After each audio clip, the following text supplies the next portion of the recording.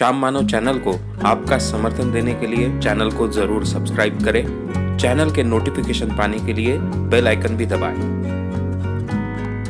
Intercaste marriages के कारण बच्चों में कोई प्रॉब्लम फिजिकल तैयार होगा क्या?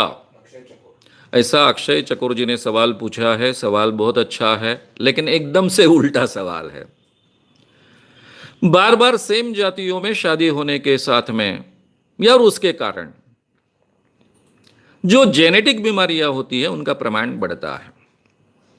पारसी समाज इसका बहुत ही एक उदाहरण दिया जाता है, हमेशा बहुत बड़ा उदाहरण उसका माना जाता है। ज्यूज भी आपस में ही शादियां ज्यादा करते हैं, यह भी उदाहरण माना जाता है।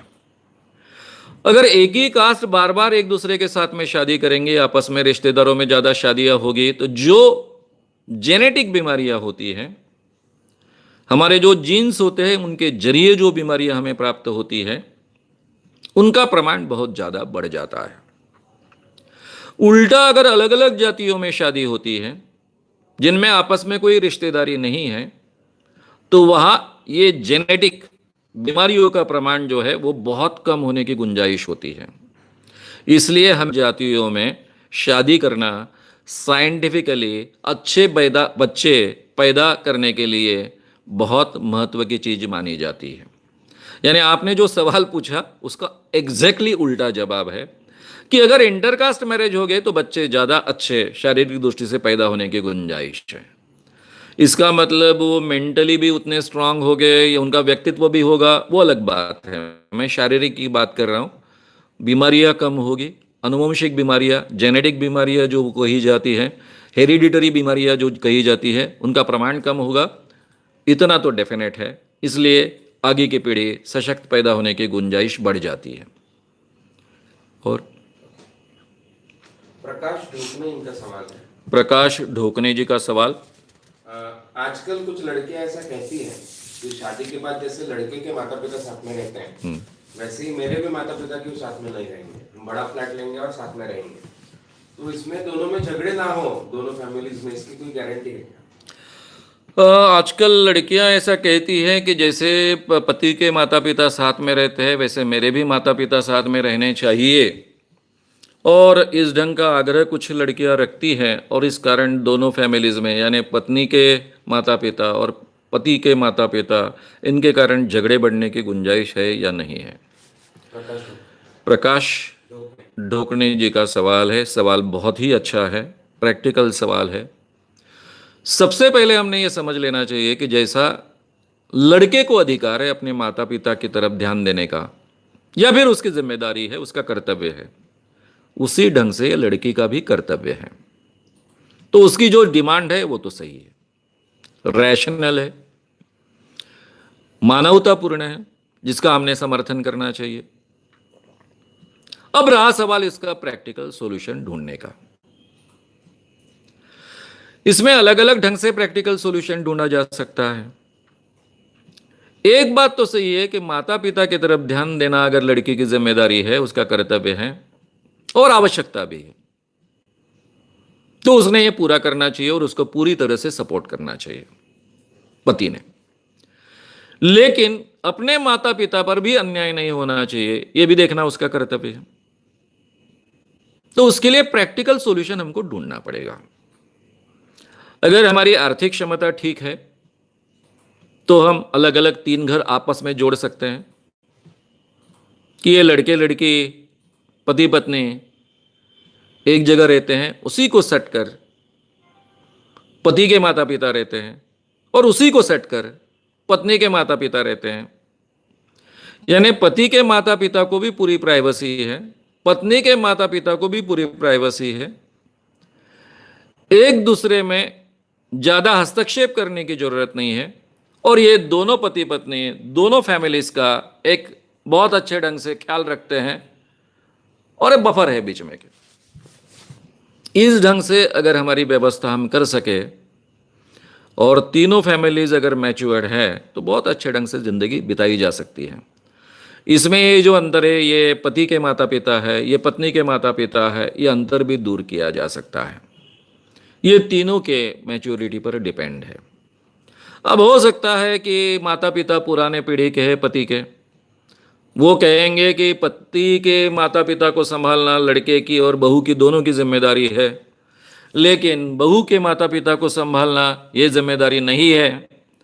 ऐसा हो सकता है तो उनको ठीक ढंग से उनको काउंसलिंग किया जाए, उनको समझाया जाए कि समझो आपके बारे में ऐसा होता तो कैसा होता, वगैरह वगैरह। इस ढंग से इन चीज़ों को बहुत अच्छे ढंग से सुलझाया जा सकता है और सुलझाने की कोशिश करनी चाहिए।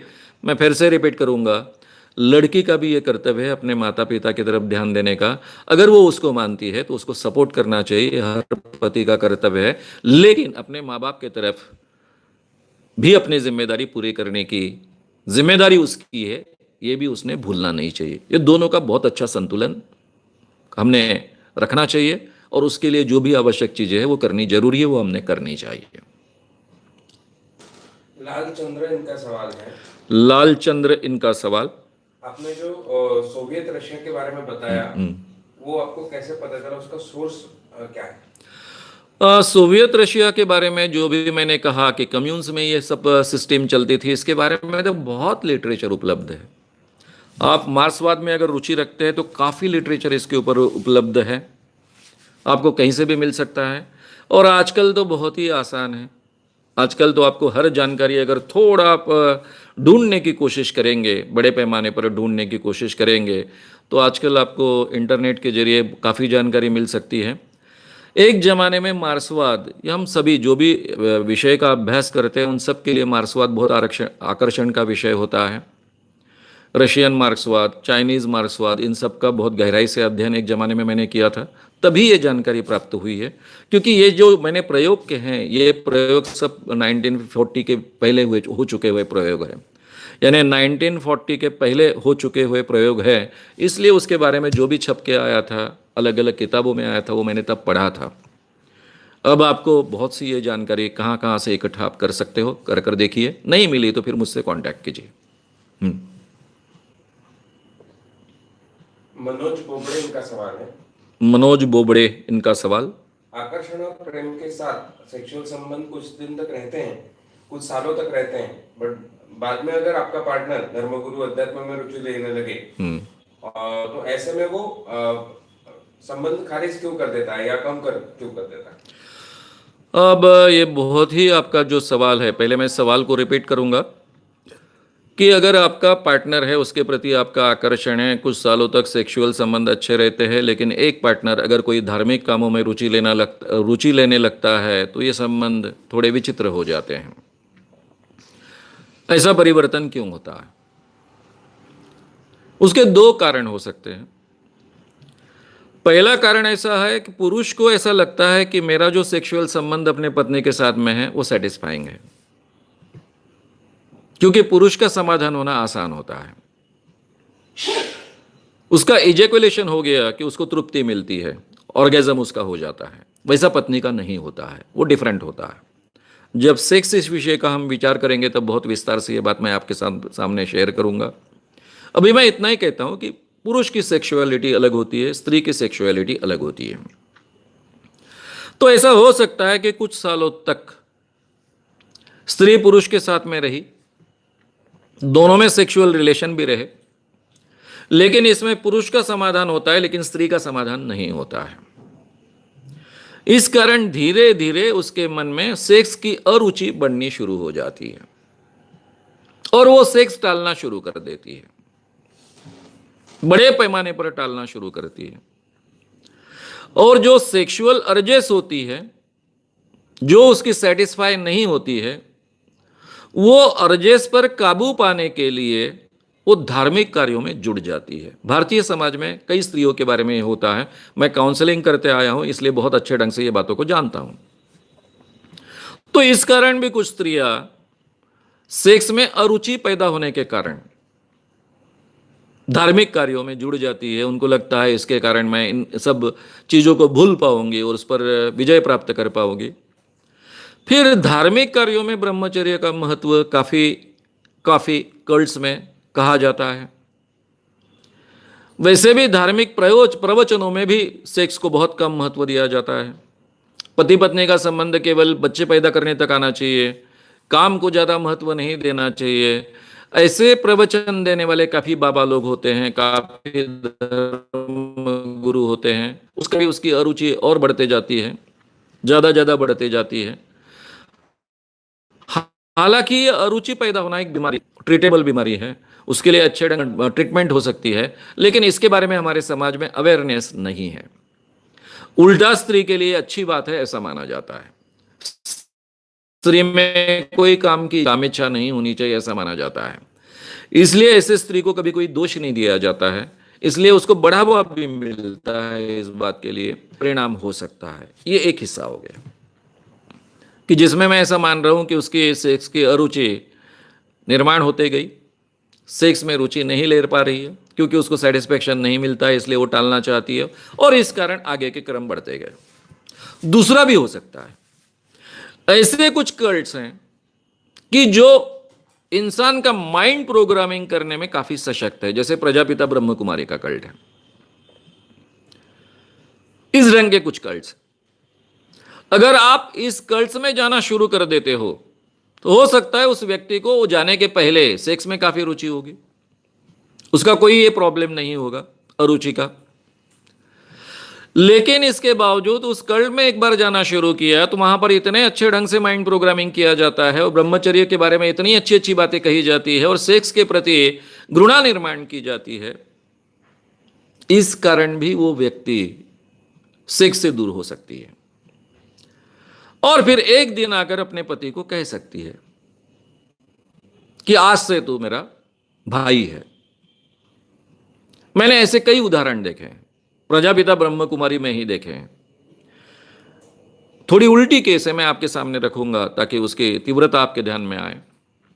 मेरे एक डॉक्टर मित्र थे, एक बार उनकी बहन को लेकर मेरे पास आए। बहन उनके साथ में खुलकर बात नहीं कर रही थी, लेकिन मुझे जानती थी, अपने भाई के बहुत अच्छे मित्र है ये भी उनको पता था। मेरे साथ में उसने खुलकर अपनी बात कही। उनके शादी को 10 साल हुए थे, दोनों एक दूसरे के साथ में बहुत प्रेम करते थे। उसके कहने के अनुसार दोनों में बहुत अच्छा सेक्सुअल रिलेशन था, 2 बच्चे भी थे। और एक दिन अचानक उन्होंने प्रजापिता ब्रह्म कुमारी में जाना शुरू किया। पति भी बहुत बड़े इंजीनियर थे, जाना शुरू किया।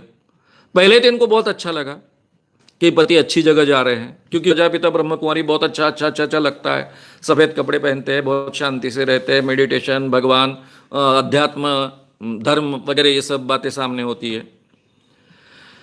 उसको भी वो ले जाने की कोशिश करने लगे, वहां का वातावरण वगैरह उनको बहुत अच्छा लगा, लेकिन कुछ बातें उनको पसंद नहीं आई, वो नहीं गई।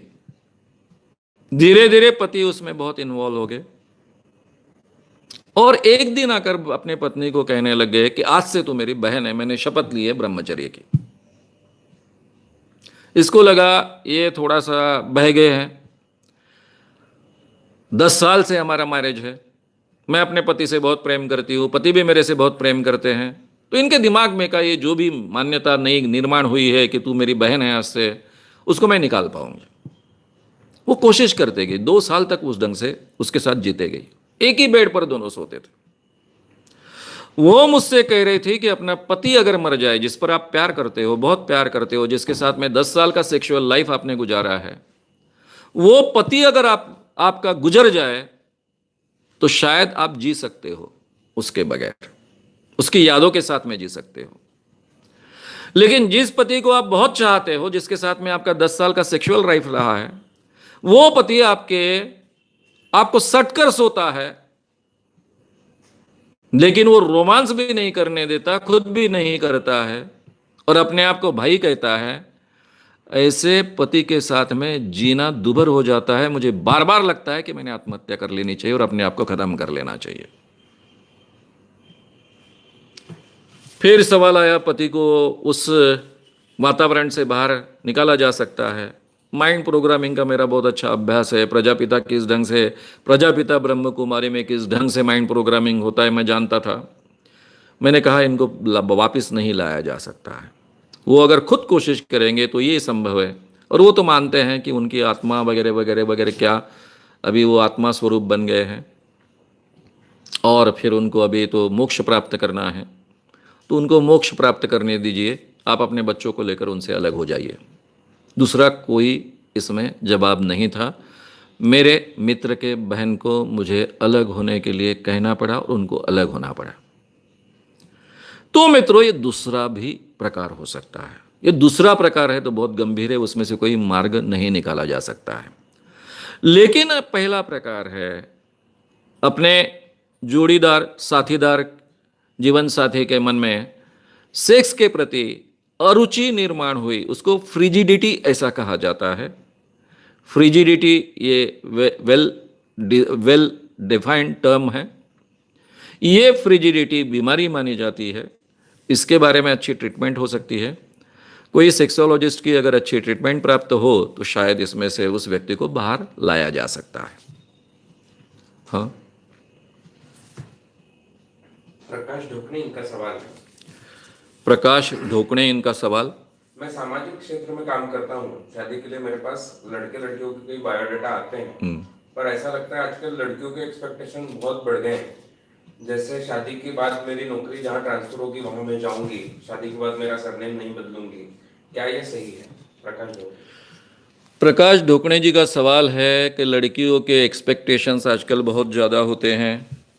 वो कहती है शादी के बाद में मैं सरनेम नहीं बदलूंगी। वो कहती है मैं जहाँ नौकरी करती हूँ वहीं पर मैं रहूँगी, जो भी मेरी बदली होगी या फिर ट्रांसफ़र होगी वहाँ पर मैं जाऊँगी। ये वो आग्रह रखती है, तो क्या ये सही बात है? मित्रों, ये वो शादी के पहले कहती है तो मैं उनका अभिनंदन करता हूँ।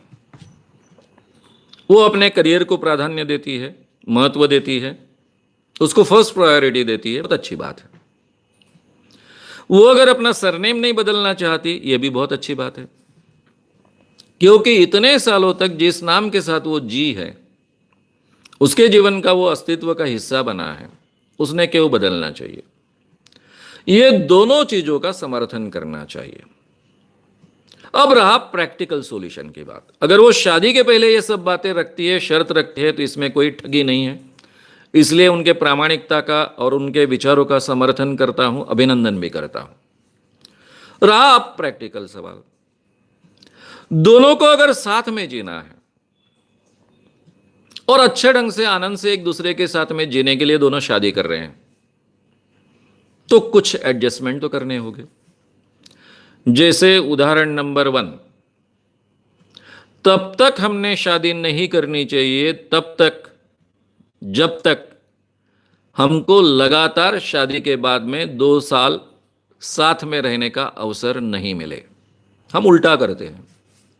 हमको पता होता है कि लड़की एक जगह नौकरी कर रही है, लड़का दूसरी जगह नौकरी कर रहा है, दोनों शहर एक दूसरे से दूर है, दोनों एक दूसरे के साथ में रहना संभव नहीं है, इसके बावजूद हम शादी करते हैं। ये बहुत ही गलत शादी का निर्णय है।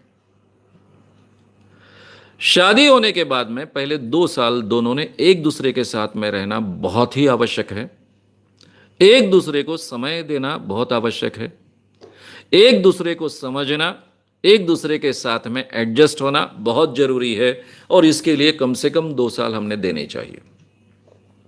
अगर ये शुरुआत के 2 साल हम एक दूसरे के साथ में बहुत अच्छे ढंग से गुजार सकते हैं, एक दूसरे को समझ सकते हैं, एक दूसरे की कमजोरी, एक दूसरे की अच्छाई बहुत अच्छे ढंग से समझकर एक दूसरे के साथ में एडजस्ट हो सकते हैं, कॉम्पेटिबल बन सकते हैं, तो उसके बाद में आई हुई सभी अड़चने से पार कर सकते हैं, उसको असाइड कर सकते हैं और शादी सक्सेस बना सकते हैं।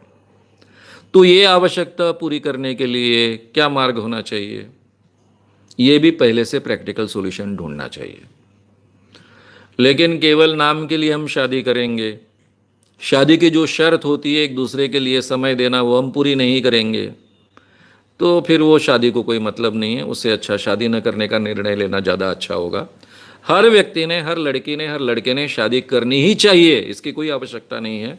शादी का निर्णय यह हमारा खुद का चॉइस होना चाहिए, खुद का निर्णय होना चाहिए।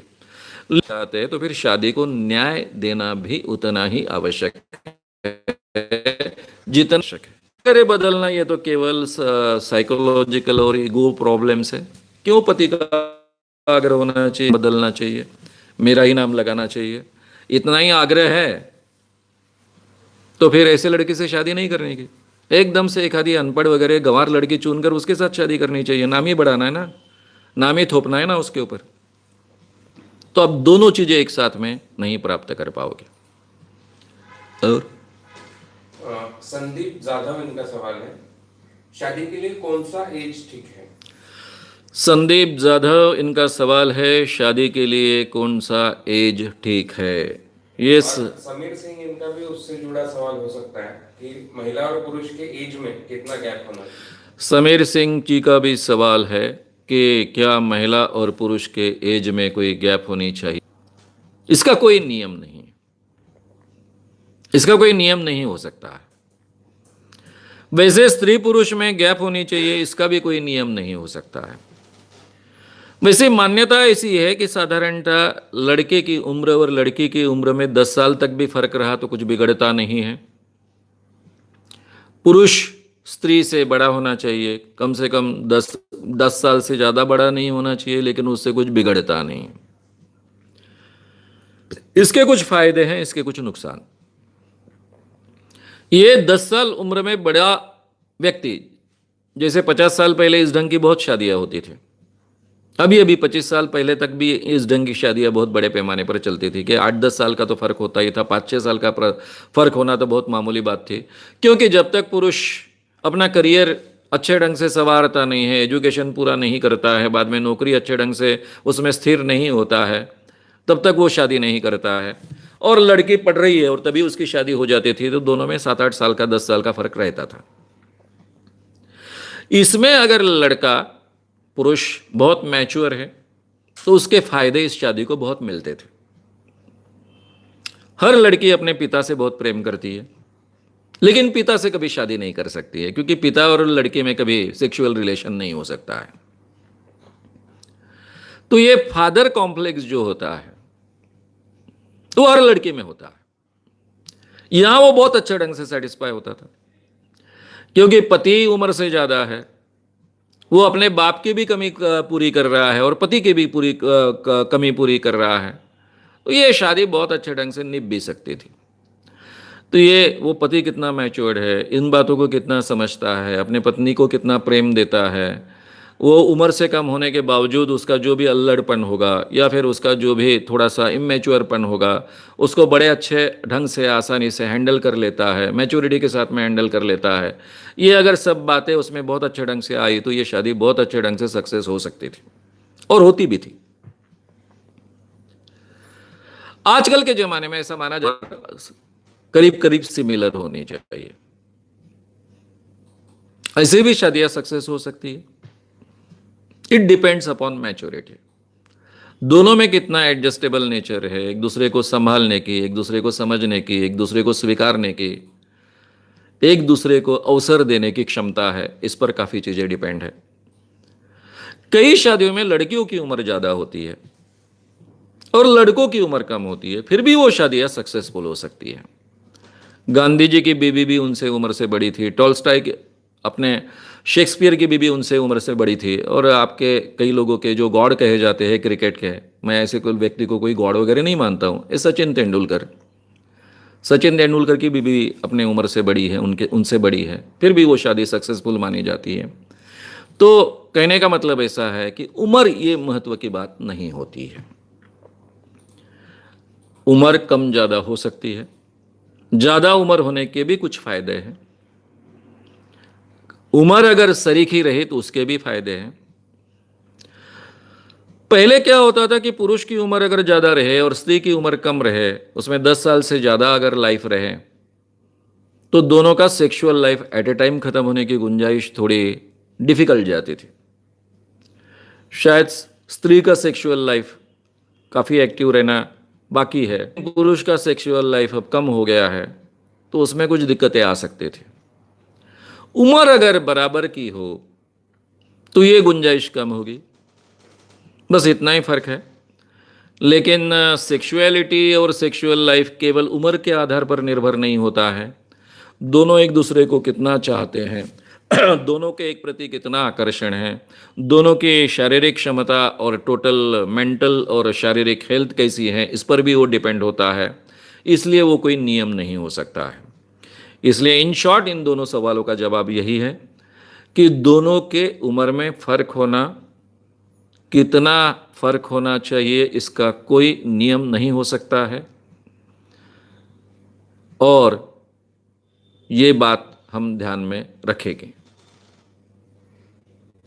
आनंद मोटे इनका सवाल है कि उनकी अभी शादी हुई है तो शादी में विवाह का जो विधि होते हैं उनमें ऐसा शायद सिखाया जाता है कि कैसे अच्छी तरह से संसार किया जाना चाहिए, कैसे निभाना चाहिए शादी को। इसके बारे में आपको क्या लगता है? आनंद मोटे जी का कहना है कि शादी के जो संस्कार होते हैं उसमें शादी अच्छे ढंग से कैसे निभानी चाहिए, इसके बारे में भी मार्गदर्शन होता है। उसके बारे में आपका क्या कहना है? ठीक है, उसको कोई लोग सीरियसली लेते हैं, ऐसा नहीं होता है। मैं आजकल तो बिल्कुल शादियाँ अटेंड नहीं करता हूँ, लेकिन एक ज़माने में काफ़ी शादियाँ अटेंड की हैं। तब मैंने जो देखा है, तो आप जैसा कह रहे हो, वो क्या कहते हैं किसी को समझता नहीं, पति पत्नी को भी समझता नहीं है, कोई उधर ध्यान नहीं देता है। केवल विधि होते हैं, उसका मतलब वो व्यक्ति भी समझाता नहीं है, पति पत्नी भी समझ नहीं लेते, इसी ढंग से शादी होती है। तो उसको बहुत ज़्यादा एक हद से महत्व देने की ज़रूरत नहीं है। लेकिन पति पत्नी ने शादी करते वक्त और शादी करने के पहले और शादी करने के बाद शादी का मतलब क्या है, हमारी जिम्मेदारी क्या है, बहुत अच्छे ढंग से समझ लेनी चाहिए। और इस विषय के अभ्यास करने का आजकल बहुत अच्छा अवसर उपलब्ध है। इस बारे में काफ़ी स्टडीज़ उपलब्ध, मार्गदर्शक किताबें उपलब्ध है, उनका उपयोग कर लेना चाहिए।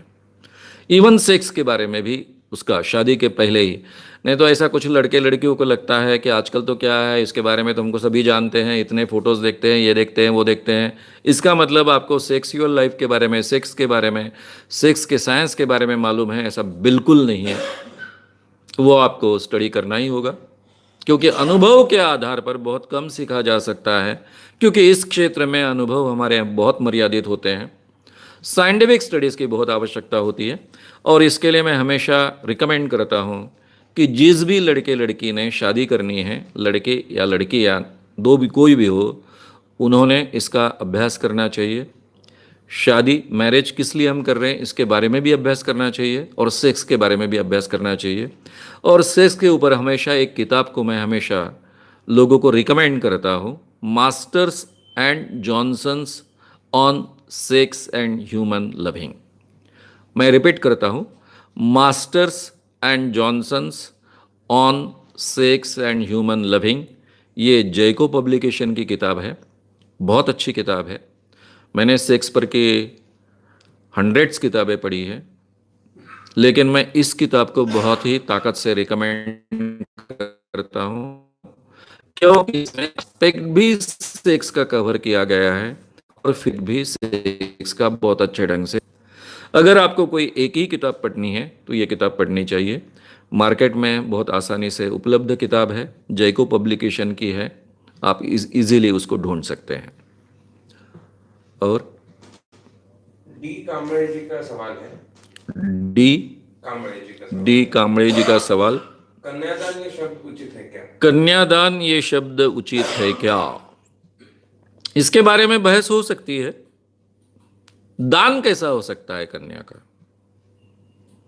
लेकिन ये शब्द हम उपयोग में लाते आए हैं। कुछ शब्दों के प्रति हमारा प्रेम होता है, उसके मतलब को हम ज़्यादा ध्यान नहीं देते। उसमें से ही एक शब्द है कन्यादान। कोई पिता अपने बेटी का दान करता है ऐसा उसको नहीं लगता है, वो उसकी शादी करता है, उसके भले के लिए करता है, उसका जीवन सुखी हो इसलिए करता है। मैक्सिमम यही तो विचार होते हैं, इसलिए दान शब्द को कोई महत्व नहीं होता है उसके जीवन में। फिर भी ये शब्द हम परंपरा से उपयोग में लाते आए हैं, उसको कोई मतलब नहीं है।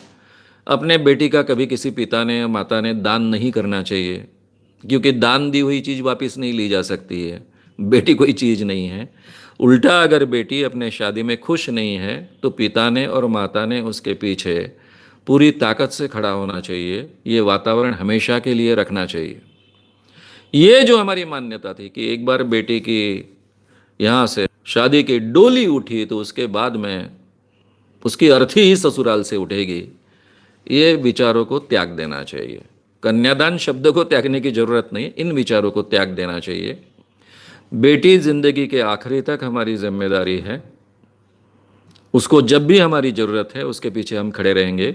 ये माँ बाप ने अपने मन में पूरी तरह से ठान लेना चाहिए और ऐसा ही बर्ताव जिंदगी भर करना चाहिए। इसका मतलब ये नहीं कि उसके ससुराल में उन्होंने हस्तक्षेप करना चाहिए। जब बेटी को ज़रूरत होगी, बेटी को असुरक्षा महसूस होगी, उसका जीना दुभर हो जाएगा, तो दौड़कर अपने माता पिता के पास आ जाए, ऐसा वातावरण हमेशा हमने रखना चाहिए। जब भी उसको कोई मार्गदर्शन की ज़रूरत होती है तो बेटी को मार्गदर्शन अपने माता पिता से मिलना ही चाहिए। जब भी उसके पीछे खड़े रहने की ज़रूरत होती है तो माता पिता हमेशा उसके पीछे खड़े रहेंगे, ये आत्मविश्वास उसमें होना चाहिए। कन्यादान शब्द त्यागा नहीं त्यागा तो भी चलेगा, लेकिन ये विचार को हमने एक्सेप्ट करना चाहिए।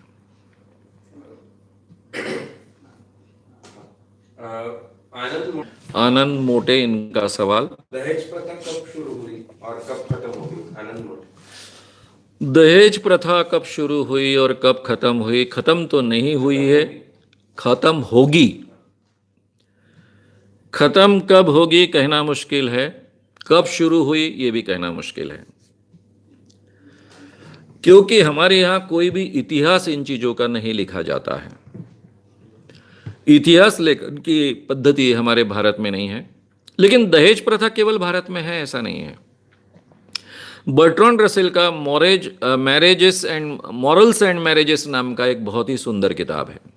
Morals and marriages, doctor Bertrand Russell, doctor नहीं कहा जाता, वो डॉक्टर के बहुत ऊपर थे, बर्ट्रैंड रसेल। उस किताब में अलग अलग प्रथाएं पूरे दुनिया की कही गई है मैरिज के सिस्टम के बारे में। उसमें काफ़ी अलग अलग देशों में भी डाउरी सिस्टम है।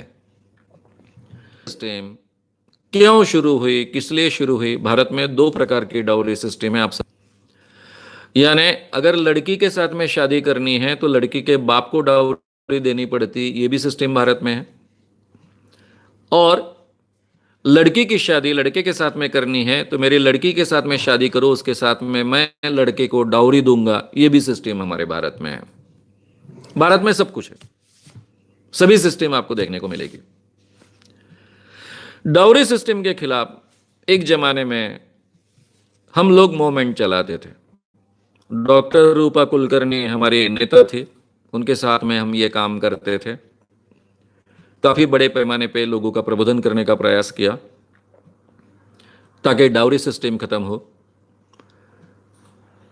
मुझे हमेशा लगता है कि जिस लड़के को पैसे देकर, डाउरी देकर जो लड़की खरीदती है, ऐसे लड़के के साथ में शादी नहीं करनी चाहिए लड़के ने किसी। आजकल के ज़माने में काफ़ी लड़कियां बोल्डली बोलती है कि हम डाउरी नहीं देगी, बहुत अच्छी बात है। उस समय में ऐसी बोलने वाली लड़कियों की बहुत कमी थी, बहुत कम लड़कियां ऐसी हिम्मत करती थी। आजकल काफ़ी लड़कियां ऐसी हिम्मत करती है हम कोई डाउरी नहीं देंगे। मैं भी कमा रही हूँ, मेरा पति भी कमा रहा है, हम दोनों अपनी लाइफ संभालेंगे अच्छे ढंग से, डाउरी वगैरह कुछ नहीं होगा। खर्चा करना है तो दोनों ने मिलकर करना चाहिए। हालांकि मैरिज करते वक्त बिल्कुल खर्चा नहीं करना चाहिए, इस मत का मैं हूँ। एक दूसरे को हार पहनाए, चाहे मंदिर में आप पहनाओ, चाहे रजिस्ट्रार के ऑफिस में जाकर पहनाओ, चॉइस आपका है, लेकिन बिल्कुल खर्चा नहीं करना चाहिए।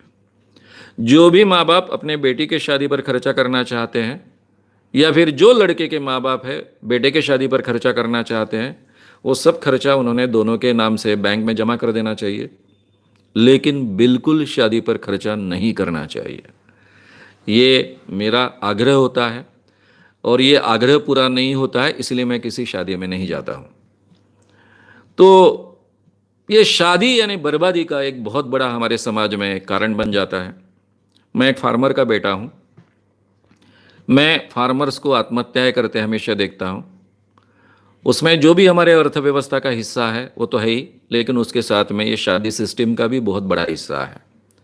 डाउरी, लड़की की शादी और उसके साथ में आने वाली बर्बादी। शादी होने के बाद में जो डाउरी का पैसा आता है उसका कोई उपयोग नहीं होता है, वैसे ही बर्बाद होता है, शादी में ही बर्बाद होता है।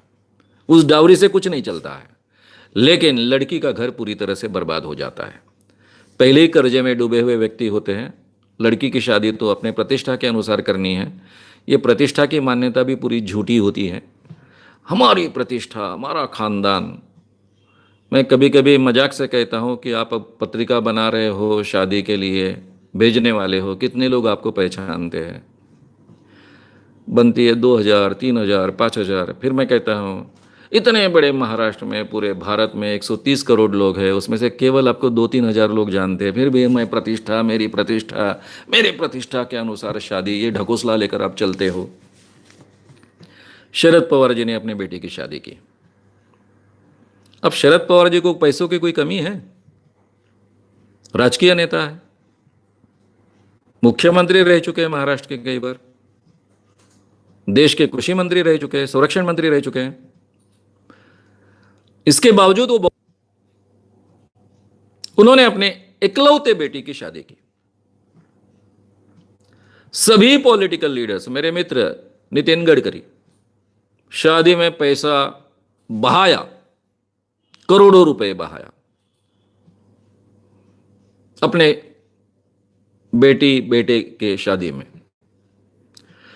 शरद पवार जी की अकेली बेटी, लोग तो आने वाले हैं, उन्होंने हर व्यक्ति को केवल एक पेढ़ा दिया, एक पेढ़ा बस। खाना नहीं दिया, नाश्ता नहीं दिया, रहने की व्यवस्था नहीं की। आपको अगर शादी को आना है, पति पत्नी को आशीर्वाद देना है, तो आप दीजिए, एक पेढ़ा केवल मिलेगा, वो भी मुंह मीठा करना है। इसलिए वो खुद कहते हैं कि 2 लाख लोग आए थे, 2 लाख पेड़े मैंने बांटे, लेकिन शादी पर कोई एक्स्ट्रा खर्चा मैंने नहीं किया। पॉलिटिक्स में शादी ये पॉलिटिकल हिस्सा माना जाता है, बड़े बड़े लोग शादी में आने चाहिए, इसलिए क्या व्यवस्था होती है, क्या क्या होता है, सब आप जानते हो। फिर भी ऐसा निर्णय कोई व्यक्ति कर सकता है, इसकी मैं बहुत तारीफ करता हूं। शादी ये किसी के बर्बादी का कारण नहीं होना चाहिए, बहुत अच्छे ढंग से शादी होनी चाहिए। दोनों का जीवन शुरू होता है, दोनों माँ बापों ने जो भी शादी पर हमको खर्चा करना है, ये बच्चे बच्चियों के नाम से बैंक में डाल दे। किस ढंग से उनको खर्चा करना है, कैसा अपनी घर गृहस्थी निर्माण करनी है, उस पर कहाँ क्या खर्चा करना है, उनकी स्वतंत्रता उनको दे दीजिए। खर्चा करने का है कि भाई बैंक में रखना है, ये भी स्वतंत्रता दे दीजिए। हार डालिए, 4-5 लोग हाजिर रहिए, बस बात खत्म। शादी का मतलब क्या है? शादी का मतलब इतना ही है भाई, आजकल हम जो आपको साथ में दिखेंगे तो पति पत्नी है, हमको ऐसा वैसा मत समझिए। ये केवल एक सामाजिक सैंक्शन है। ये सामाजिक सैंक्शन के लिए शादी में सब लोगों ने आने की क्या जरूरत है? उसके लिए व्हाट्सएप पर मैसेज भेजे जा सकते हैं कि हम दोनों शादी कर रहे हैं, आपका आशीर्वाद हमको दे दीजिए। व्हाट्सएप पर आप बहुत अच्छे ढंग से उनको आशीर्वाद दे दीजिए, पैसा भी बचेगा, बर्बादी भी बचेगी। मैक्सिमम लोग शादियों में बर्बाद होते हैं, ये मैं जानता हूँ, सामाजिक परिस्थिति जानता हूँ, उस क्षेत्र में मैंने काफ़ी साल काम किया है। इसलिए इन सब चीज़ों को हमने रोकना चाहिए। जो भी अपने आप को इंसान समझता है, उसने अपने जीवन में कभी भी डाउरी नहीं लेनी चाहिए। तो लड़की अपने आप के अपने अस्तित्व को महत्व देती है, अपने आप को इंसान मानती है, उसने कभी अपने आप को बेच लेने वाले लड़के के साथ में शादी नहीं करनी चाहिए। डाउरी मांगने वाले लड़के को सीधा सीधा नकार देना चाहिए। ये मेरी मान्यता है। मुझे लगता है कि जो भी व्यक्ति है जिसको अपने अस्तित्व के बारे में, अपनी अस्मिता है, उसको लगता है मेरा अस्तित्व है, मैं इंसान हूं, उस हर व्यक्ति ने ऐसा बर्ताव करना चाहिए। कभी किसी को डाउरी नहीं देनी चाहिए और डाउरी नहीं लेनी चाहिए। डाउरी लेने का मतलब ही अपने आप को बेच लेना है। फिर वो डाउरी के बहाने हम बाकी एडजस्टमेंट करते हैं, लड़की पसंद है कि नहीं उसको कम महत्व देते हैं, और फिर हमारी शादी हम पूरे ज़िंदगी भर ढोते रहते हैं वो डाउरी के बोझ के नीचे। ऐसे कई लोगों का काउंसलिंग मैं ज़िंदगी में कर चुका हूँ, मैं जानता हूँ। वो गलतियाँ बाद में सुधारी नहीं जा सकती। इसलिए डाउरी ये शादी को बर्बाद करने वाली चीज़ है। केवल डाउरी ही नहीं तो बड़े पैमाने पर शादी पर खर्चा करना ये भी बर्बाद करने वाली चीज़ है, और अपने जीवन की शुरुआत बर्बादी के साथ में नहीं होनी चाहिए। ये केयर हम सब ने लेनी चाहिए। और राहुल मोरे इनका सवाल है। राहुल मोरे जी इनका सवाल है, शादी के बाद खासकर स्त्रियों का पत्नी बनने के बाद वेशभूषा बदल जाती है, मंगलसूत्र पहनना पड़ता है, हाथ पांव में तरह तरह की ज्वेलरी पहननी पड़ती है, तो ये ऐसा क्यों हुआ और इसके बारे में आप क्या कहेंगे? शादी के बाद में लड़कियों को ज्वेलरी पहननी पड़ती है, मंगलसूत्र पहनना पड़ता है, बाकी भी बदलाव आ जाते हैं। इसके ये ऐसा क्यों होता है? अब ये परंपरा चलते आई है। मंगलसूत्र पहनना ये एक शादीशुदा लड़की होने का प्रमाण होता है। अब उसमें पति का नाम तो नहीं लिखा होता है, लेकिन ये शादीशुदा लड़की है। हमारे कई लोग ऐसे कहते हैं, मित्र कहते हैं कि ये शादीशुदा होने का प्रतीक बहुत अच्छा होता है, उससे उसको सुरक्षा प्राप्त होती है। कोई भी आदमी ये नहीं सोचता है कि ये किसी की पत्नी होने के कारण मैं इसको प्राप्त करने की कोशिश करूंगा। तो मेरे जो कुछ मित्र ऐसे कहते हैं, वो उस वक्त ऐसे कहते हैं कि सामने के जो पुरुष लोग हैं वो सब भेड़िए हैं, उनमें कोई इंसान नहीं है, उनमें ये विवेक नहीं है कि सामने के व्यक्ति के साथ में कैसा बर्ताव करना चाहिए। वो हमेशा उसको भोग्य वस्तु मानते हैं स्त्री को, और मंगलसूत्र देखने के बाद में वो रुक जाते हैं। अगर मंगलसूत्र नहीं रहा तो उस पर झपट मारते हैं। इस ढंग के भेड़ियों में हम जीते हैं। मुझे लगता है ये विचार ही पूरी तरह से गलत है। अगर पुरुष को मैं शादीशुदा हूं ये बताने की लोगों को जरूरत नहीं है। कम से कम यूरोप में हाथ में एंगेजमेंट की अंगूठी होती है, उसके आधार पर पहचाना जा सकता है कि ये पुरुष की शादी हुई या नहीं हुई। वो भी आजकल वो सिस्टम नहीं बची है। हमारे भारत में तो पुरुष की शादी हुई या नहीं हुई ये पहचानने के लिए कोई जगह ही नहीं है। स्त्री की शादी हुई ये मंगलसूत्र के आधार पर पहचानना चाहिए। क्यों? क्या इसकी जरूरत है? आज के जमाने में इसकी कोई जरूरत नहीं है। हर व्यक्ति के साथ में, हर स्त्री के साथ में, हर पुरुष ने अच्छा ही व्यवहार करना चाहिए, चाहे वो शादीशुदा हो, चाहे वो अनब्याही हो। ये तो हमारी सभ्यता का हिस्सा होना चाहिए। जब हम इन चीजों का, इन अलंकारों का, इन ऑर्नामेंट्स का समर्थन करते हैं कि उसके कारण उनकी पवित्रता कायम रहती है या फिर उनके कारण पुरुष तकलीफ नहीं देते हैं, तो उसी के साथ में हम कहना चाहते हैं कि हमारे समाज में भेड़िए हैं, पुरुष बिल्कुल ही असभ्य लोग हैं, और हम ही पुरुष होते हैं और हम ही कहते हैं कि इतने असभ्य लोग हैं। और इतने असभ्य लोगों में अगर स्त्रियों को सुरक्षित रहना है तो उन्होंने मंगलसूत्र पहनना चाहिए, उन्होंने इस ढंग के ऑर्नामेंट्स पहनने चाहिए। तो ये कहाँ की सभ्यता हुई? ये तो सभ्यता के खिलाफ की बात है। तो ये केवल परंपरा में आया है। इस परंपरा को आज के ज़माने में बहुत महत्व देने की जरूरत नहीं है। स्त्री का अस्तित्व पहले केवल पति के आधार पर था, आज वो जमाना नहीं रहा, नहीं रहना चाहिए। स्त्री का अस्तित्व स्वतंत्र है, पुरुष का अस्तित्व स्वतंत्र है। बीबी की अलग पहचान होनी चाहिए खुद की, पति की अलग पहचान होनी चाहिए। इसके बावजूद दोनों पति पत्नी हैं, एक दूसरे के साथ में जी रहे हैं, एक दूसरे का सम्मान कर कर जी रहे हैं। इस ढंग का वातावरण होना चाहिए। ये बदलाव आज के समाज में आना बहुत जरूरी है। इसके बावजूद अगर कुछ लड़कियां अपने आप को सुंदर दिखने के लिए कोई ऑर्नामेंट्स पहनना चाहती है तो पहनने का अधिकार भी है, लेकिन वो कंपल्शन नहीं होना चाहिए। अगर कुछ लड़कियां कहती है कि नहीं भाई मुझे मंगलसूत्र पहनना अच्छा लगता है, ठीक है पहनो, पति ने उसका बहुत विरोध करने की भी जरूरत नहीं है।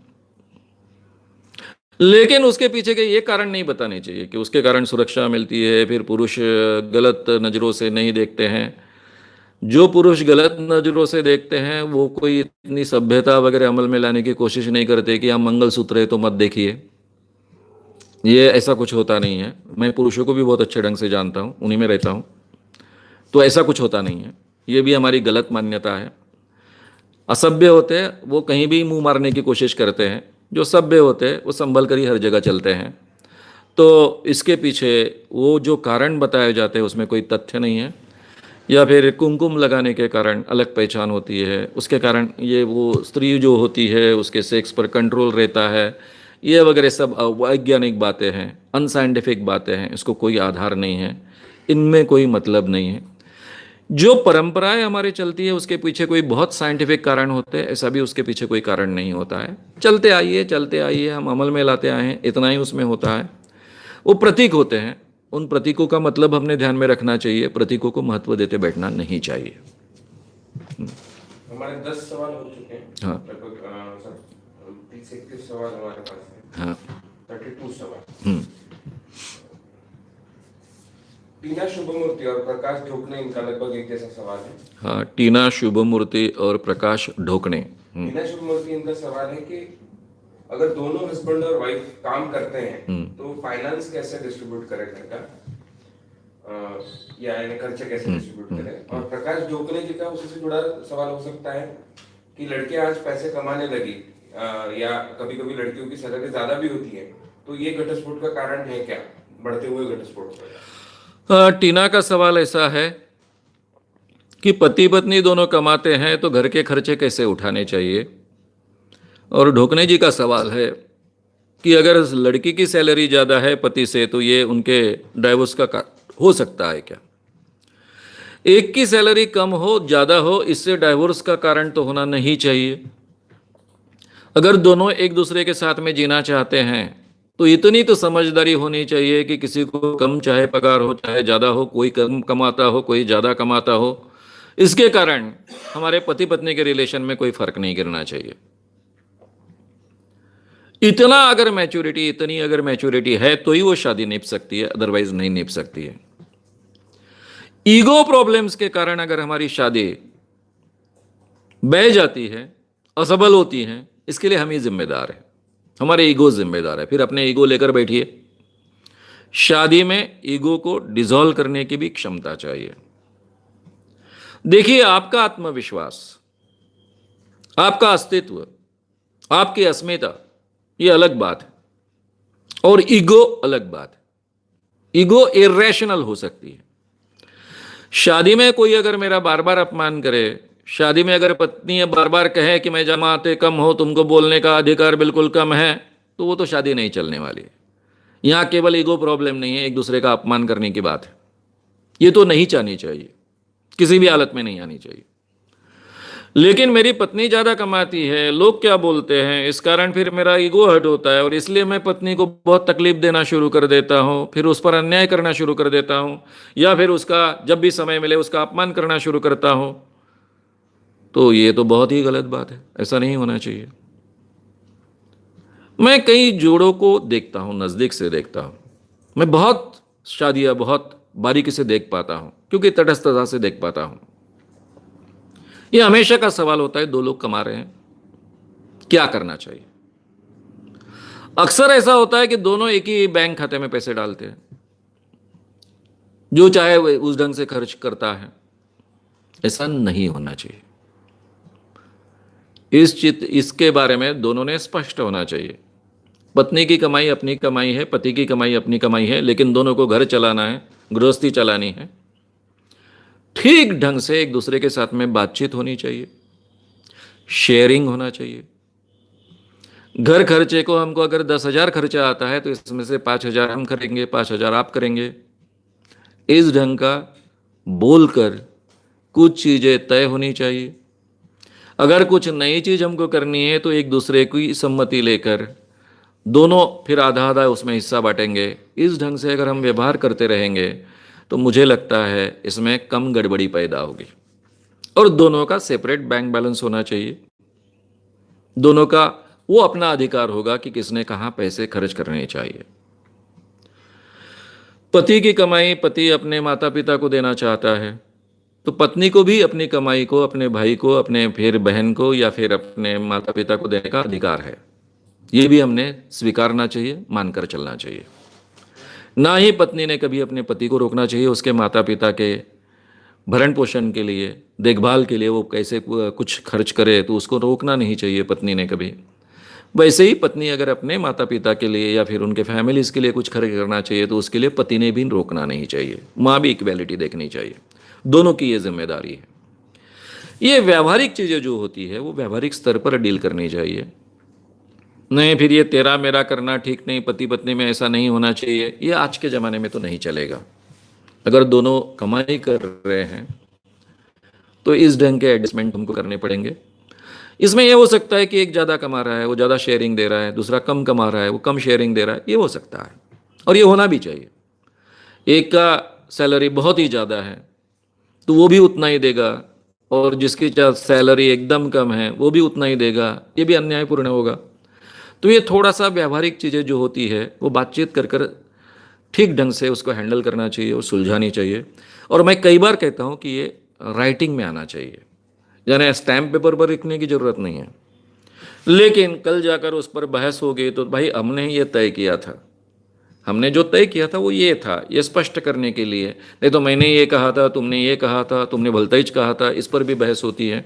मैं काउंसलिंग करते वक्त जो जो प्रॉब्लम्स मेरे सामने आते हैं उसके आधार पर मैं ये कह रहा हूँ। अक्सर अगर एक राइटिंग में हम अगर लिखते हैं कि किस ढंग से घर से खर्चे चलेंगे, कौन कितना हिस्सा उठाएगा, कौन अपने सैलरी का कितना हिस्सा देगा, बाकी को खर्च करने का अधिकार होगा, वगैरह वगैरह, ये बातें अगर राइटिंग में आती है तो बहुत अच्छी बात है। कई लोग शादी करने के बाद इन बात को उठाते, पहले नहीं कहते हैं। मैंने ऐसी भी फैमिलीज कई देखी है कि लड़की 5 साल से नौकरी कर रही है, अच्छा कमा रही है, और शादी होते ही पति पहला सवाल निकालता है कि 5 साल में तूने जो कमाई की वो लेके आ,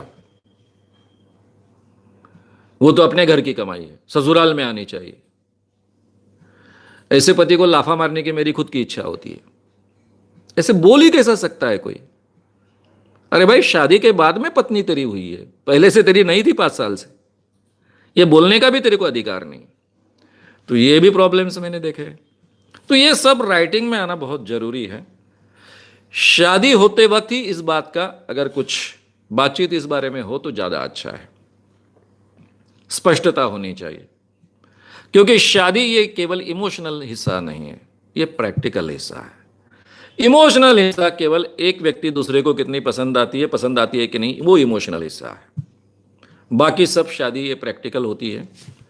प्रैक्टिकल का मतलब व्यावहारिक नहीं कह रहा हूं मैं, प्रैग्मेटिक, इस ढंग से मुझे प्रैक्टिकल शब्द यूज कर रहा हूं।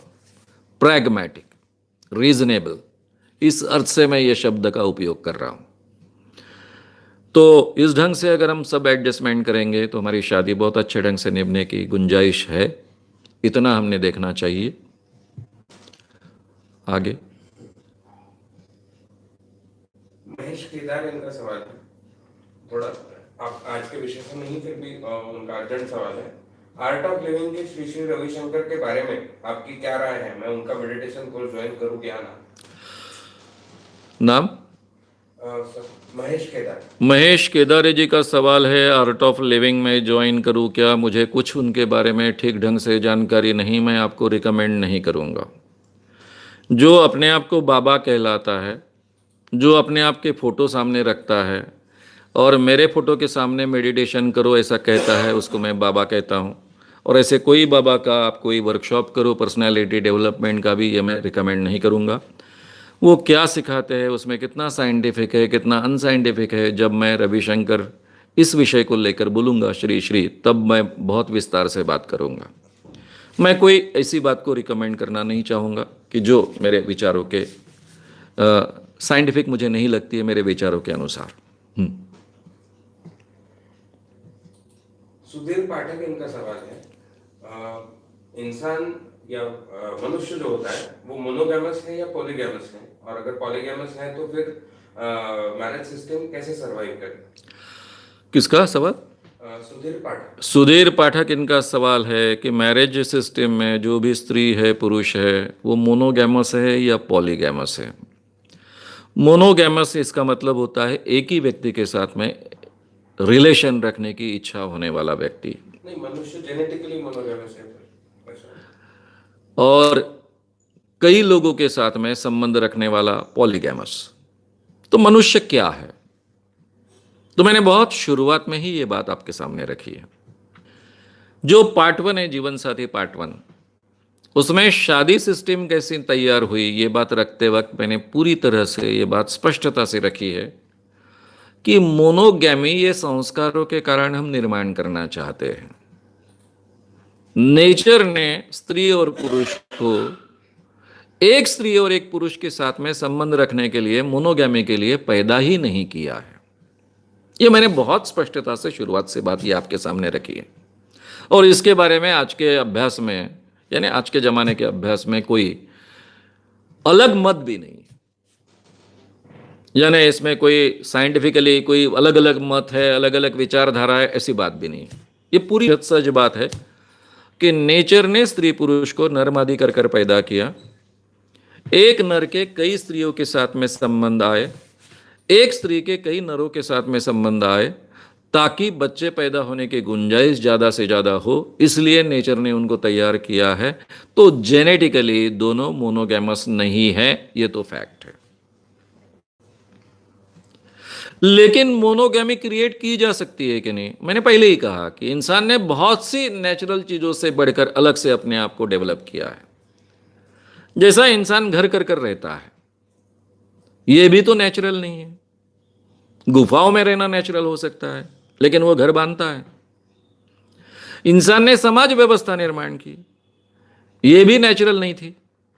अर्थव्यवस्था, राज्य व्यवस्था, ये इंसान ने तैयार की हुई व्यवस्थाएं हैं, और वो सीखता है इस राज्य व्यवस्था में कैसे मैंने रहना चाहिए, लोकतंत्र में मैंने कैसे जीना चाहिए, कॉन्स्टिट्यूशन के ही आधार पर मैंने कैसे सब चीज़ों को मान्यता मेरी रखनी चाहिए, उसी आधार पर मेरी विचारधारा होनी चाहिए। ये सब इंसान सीखता है, स्वीकारता है, अपने जीवन का हिस्सा बनाता है। तो मोनोगैमी हम सीख रहे हैं। धर्मों ने मोनोगैमी सिखाने का प्रयास किया है। मोनोगैमी स्त्रियों के लिए, पुरुषों के लिए सिखाने का प्रयास नहीं किया गया। भारतीय परंपरा में उल्टा कहा जाता है।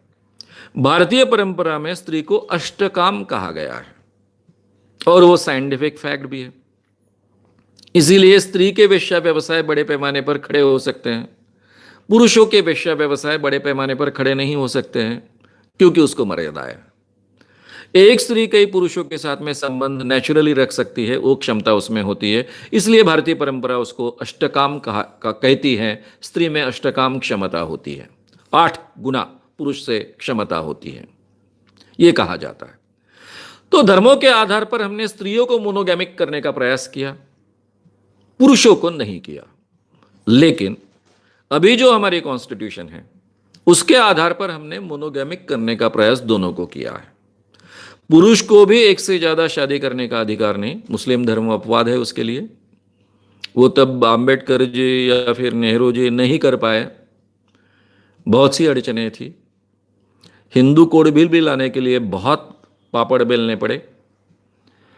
आखिरी में तंग आकर डॉक्टर बाबा साहब आम्बेडकर ने रिजाइन कर दिया, मंत्रिमंडल से बाहर गिर गए। नेहरू जी उनको समझाते गए कि भाई आपको मैंने अभिवचन दिया था हिंदू कोड बिल अमल में लाऊंगा, लेकिन मेरे ही मंत्रिमंडल से लेकर हर जगह बहुत काफ़ी खिलाफ लोग हैं, अभी नहीं मैं कर सकता हूं, आप रुक जाइए, नेक्स्ट टाइम अपन करेंगे। फिर उन्होंने चुनाव डिक्लेयर किए नेहरू जी ने, जबकि डॉक्टर बाबा साहब आम्बेडकर जी ने ऑलरेडी रेसिग्नेशन दे। इसके बावजूद नेहरू जी ने चुनाव में ये मुद्दा रखा कि मैं हिंदू कोड बिल लाने वाला हूं, और उसके आधार पर चुनाव जीते, और बाद में हिंदू कोड बिल के 4 हिस्से कर उन्होंने वो पारित करवा लिए। तो ये भारत पर, हमारे पूरे के पूरे भारतीय समाज पर डॉक्टर बाबा साहब आम्बेडकर और पंडित जवाहरलाल नेहरू जी के बहुत बड़े उपकार हैं कि स्त्री और पुरुष दोनों को एक मोनोगैमिक सिस्टम में बांध दिया, और डाइवोर्स की भी परंपरा रखी। यानी हम डाइवोर्स ले सकते हैं, अगर हम दोनों का जमता नहीं है तो हम अलग हो सकते हैं और फिर से दूसरी शादी कर सकते हैं। ये भी हमको स्वतंत्रता दी। ये बहुत बड़ी बात थी जो पहली बार हमारे भारत में सही ढंग में, अच्छे ढंग में और कानून के जरिए हुई है। लेकिन पूरे भारत के लिए नहीं हो पाई है, वो अड़चन की बात है, उसके बारे में अलग से बहस हो सकती है। तो ये हम सीख रहे हैं। अब ये सक्सेस होगा कि नहीं होगा, इसलिए मैं फिर से अमेरिका का उदाहरण लूंगा। अमेरिका में मैंने वर्णन किया आपके सामने कि वहां एक्स्ट्रा मैरिटल रिलेशन ये कोई बहुत स्टिग्मा की बात नहीं, लेकिन अगर आप मैरिज में हो तो एक्स्ट्रा मैरिटल रिलेशन नहीं होना चाहिए, ऐसा माना जाता है। वहां पर फ्रेंड्स में सेक्सुअल रिलेशन है, उसमें तो कोई स्टिग्मा नहीं है। अगर दोनों अनमैरिड है या फिर मैरिज से बाहर आ चुके हैं, तो कोई भी किसी के साथ में रिलेशन आता है तो उसको बिल्कुल स्टिग्मा नहीं है। डाइवोर्स को भी स्टिग्मा नहीं है। इसके बावजूद अमेरिका जैसे देश में जो सेंसस उपलब्ध है, उसके आधार पर मैं कह रहा हूं कि करीबन 90% लोग जीवन में कभी ना कभी शादी करते हैं। इन 90% लोगों में जो शादी करते हैं, जो बार बार शादी करने की गुंजाइश होने के बाद में, उनमें से 50% यानी 45% लोग जिंदगी भर एक ही शादी करते हैं और एक ही शादी में पूरी जिंदगी गुजार देते हैं। अब ये सेंसस मैं आपको कह रहा हूं वो पुराना है, 20वीं शताब्दी के आखिरी का है। 21वीं शताब्दी का सेंसस मैंने देखा नहीं है, लेकिन 20वीं शताब्दी में अमेरिका हमसे बहुत आगे था इस क्षेत्र में। तो इसका मतलब ऐसा है कि करीबन 45% जोड़े ऐसे हैं कि जो जिंदगी भर एक दूसरे के साथ में जीना चाहते हैं, जबकि उनको कभी भी डाइवोर्स लेने की गुंजाइश है, अवसर है, उसका कोई स्टिग्मा नहीं है, सामाजिक और बाकी प्रेशर नहीं है। तो इंसान मोनोगैमस बनने की गुंजाइश है, वो अपने आप को उस ढंग से अडॉप्ट कर सकता है। ये भी हमारे सामने चित्र है। नेचुरली नेचर से वो पॉलीगैमस है, लेकिन हम धर्मों के आधार पर, हमारे कॉन्स्टिट्यूशन के आधार पर, हमारी सभ्यता और कल्चर जिसको हम कहते हैं उसके आधार पर बनने का प्रयास कर रहे हैं। और ये संभव है, असंभव नहीं है, लेकिन इसमें डेविएशन होते रहने वाले हैं। कुछ लोग इसको अमल में नहीं ला पाने वाले हैं, ये भी हमने समझ लेना चाहिए। उनको दोष नहीं देना चाहिए, उनको भी समझने की क्षमता हमने रखनी चाहिए।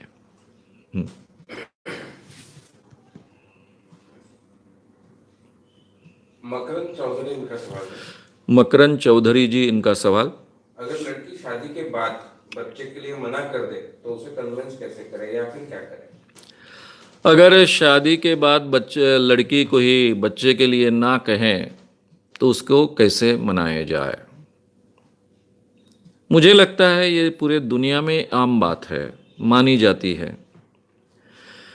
धर्मों के आधार पर बच्चे पैदा करना ये स्त्री का कर्तव्य माना गया है और पुरुष का अधिकार माना गया है।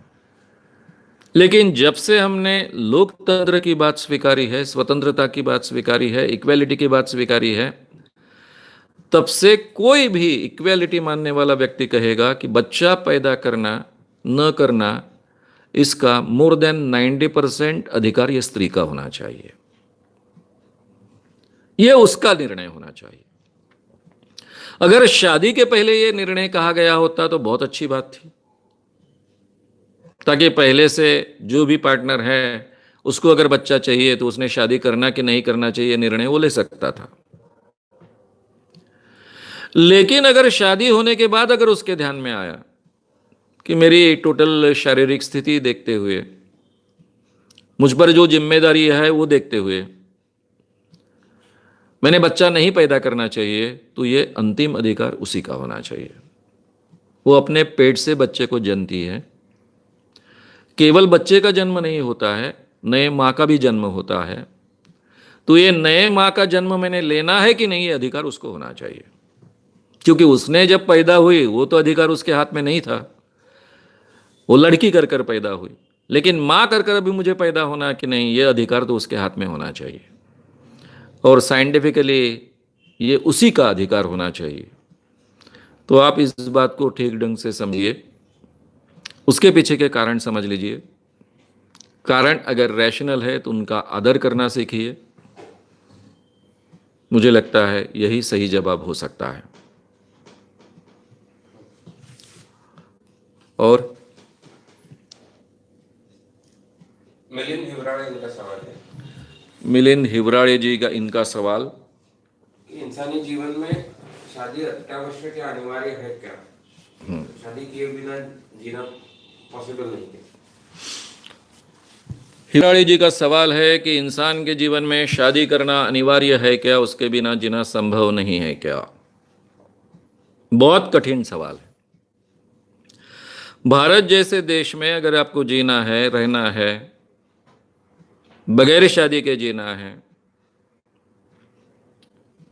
और ब्रह्मचारी भी नहीं रहना है, क्योंकि ब्रह्मचर्य रहना ये बहुत ही असंभव चीज है, अन्यायपूर्ण है। इंसान के जीवन में सेक्सुअल लाइफ होना बहुत जरूरी है, उसके विकास के लिए, उसके तंदुरुस्ती के लिए, उसके नॉर्मल रहने के लिए भी बहुत जरूरी चीज है। इसलिए मैं हमारे पूर्व प्रधानमंत्री अटल बिहारी जी का हमेशा आदर करता हूं। अटल बिहारी वाजपेयी जी को जब से यह सवाल पूछा गया कि आप ब्रह्मचारी हो, तो उन्होंने कहा नहीं, मैं ब्रह्मचारी नहीं हूं, मैं अविवाहित हूं। इसका मतलब सबको समझता है। इस स्थिति में जीना कितना इस समाज में संभव है कि आप अपने जीवन प्राप्त कर पाओ और अविवाहित भी रहो? यह भारतीय समाज में बहुत डिफिकल्ट सिचुएशन है। असंभव नहीं है, लेकिन डिफिकल्ट सिचुएशन है। कई चीजें इसके साथ में जुड़ी हुई है। प्रतिष्ठा का मुद्दा है, समाज किस ढंग से देखता है, इसके ऊपर वो काफ़ी चीज़ें डिपेंड होती हैं। आपका जो भी पार्टनर आपके जीवन में बनता है वो भी सुरक्षा चाहता है, वो भी शादी का आग्रह करता है, ये भी कारण उसके पीछे का होता है। ऐसी कई दिक्कतें हैं, लेकिन हर व्यक्ति ने कंपलसरी शादी करनी चाहिए, इसकी आवश्यकता नहीं। ये दबाव उस पर नहीं हो सकता है, नहीं होना चाहिए। लेकिन जो दूसरा हिस्सा है कि एक नॉर्मल सेक्सुअल लाइफ भी उसके जीवन में चाहिए, ये दोनों को किस ढंग से सुलझाना चाहिए, ये हर एक का प्रैक्टिकल सॉल्यूशन ढूंढने की क्षमता पर डिपेंड है। फिर आप कौन से शहर में रहते हो, ये भी डिपेंड है। आप अगर पूना बम्बई जैसे शहर में रह सकते हो, रहते हो, वहाँ काम करते हो, ऐसी अवस्था में आप काम करते हो कि आर्थिक क्षमता आपकी अच्छी है, तो शायद आप बगैर शादी भी अपनी ज़िंदगी जी सकते हो, यह आपका अधिकार है। लेकिन अगर ऐसी अवस्था नहीं है, छोटे गांव में रहते हो, तो फिर बगैर शादी जीना बहुत कठिन बात है। आप किस प्रोफेशन में हो उस पर डिपेंड है। अगर आप टीचर हो, प्रोफेसर हो, तो फिर तो बिल्कुल ही आप इस ढंग का विचार नहीं कर सकते हो। तो ऐसी कई चीज़ें हैं जिसके आधार पर ये प्रैक्टिकल सॉल्यूशन ढूंढना चाहिए। लेकिन इसके बावजूद मैं कहूँगा कि हर एक को शादी करना या न करना ये उसके अधिकार का क्षेत्र है।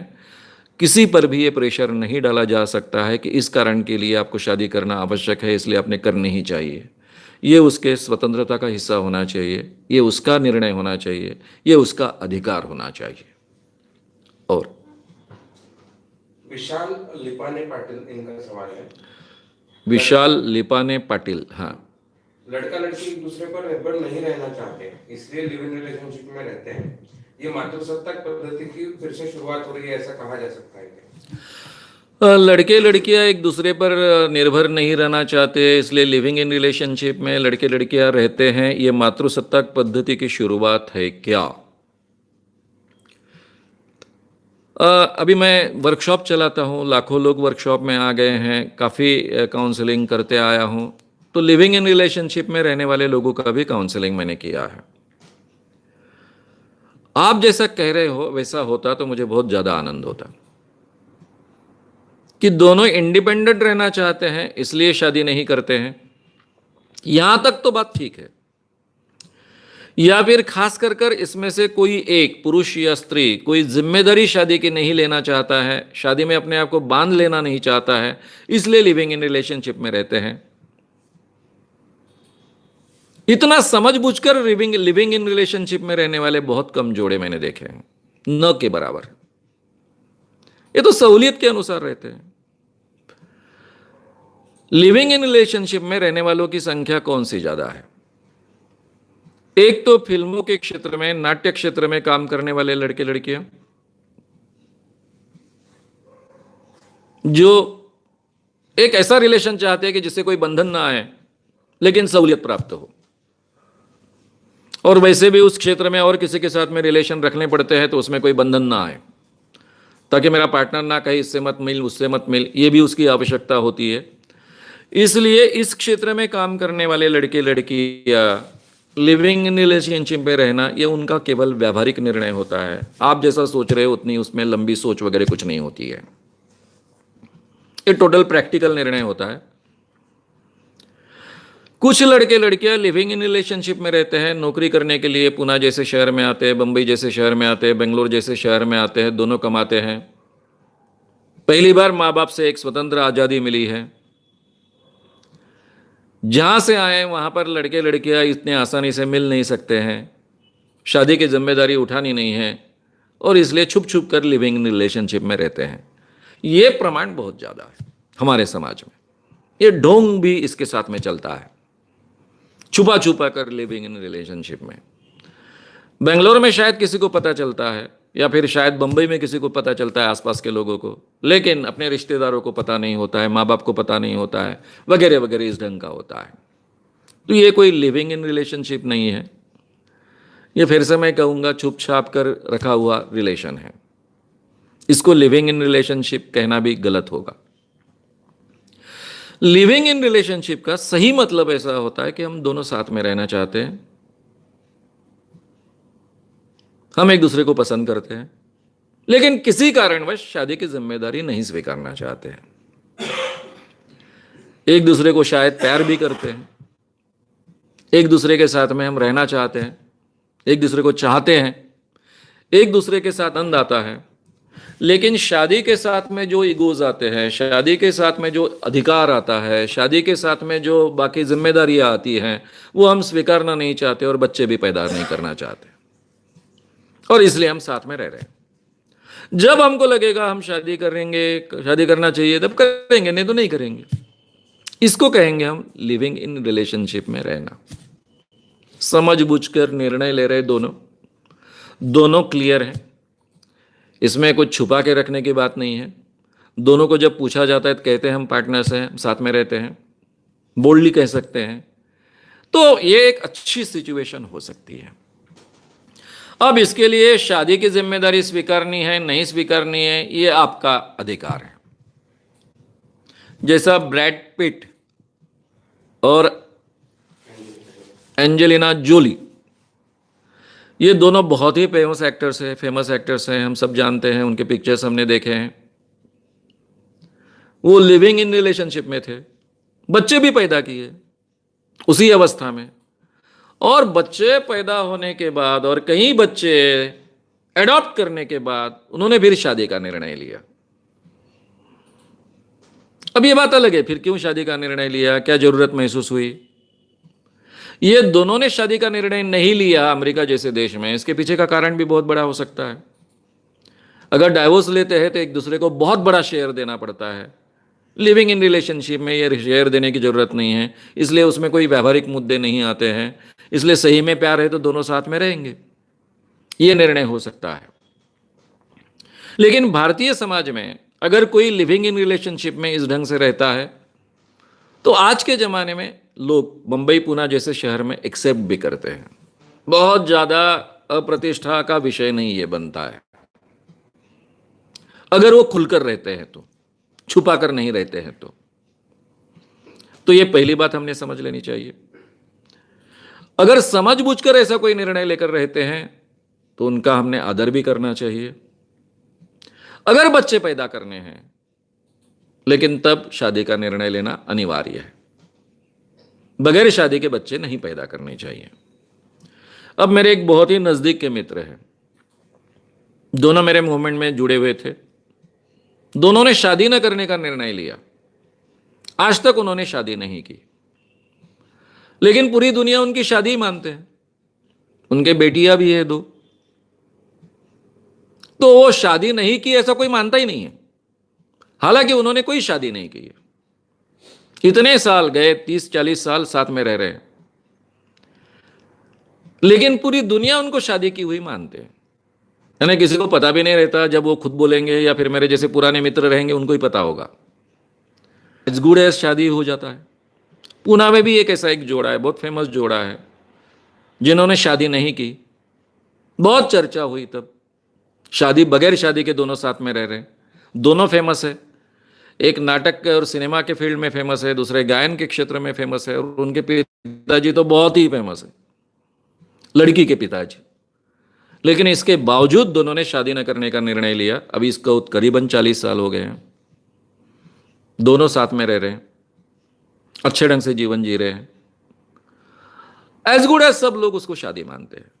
इन्होंने शादी नहीं की, यानी वैध तरीके से, या फिर कोई धार्मिक कार्यक्रम नहीं किया, या फिर कोई लीगल शादी नहीं की, इससे कोई फर्क नहीं गिरा। तो अगर आप लिविंग इन रिलेशनशिप में इतना समझ बूझ कर रहते हैं तो लोग इजीली आपको एक्सेप्ट करते हैं, प्रतिष्ठा का भी विषय नहीं आता है, और फिर आप पर बंधन भी नहीं है, फिर भी आप इतने साल साथ में जी रहे हैं, तो नेचुरली उसको बहुत महत्व प्राप्त होता है। लेकिन मैं इतना ही कहूँगा कि लिविंग इन रिलेशनशिप में रहने का आपका अधिकार है, आप उसको डेफिनेटली अमल में लाए, लेकिन सबको विश्वास में लेकर, माँ बाप से छुपा कर नहीं। और दूसरी महत्व की बात, अगर बच्चा पैदा करना है तो कम से कम शादी कीजिए।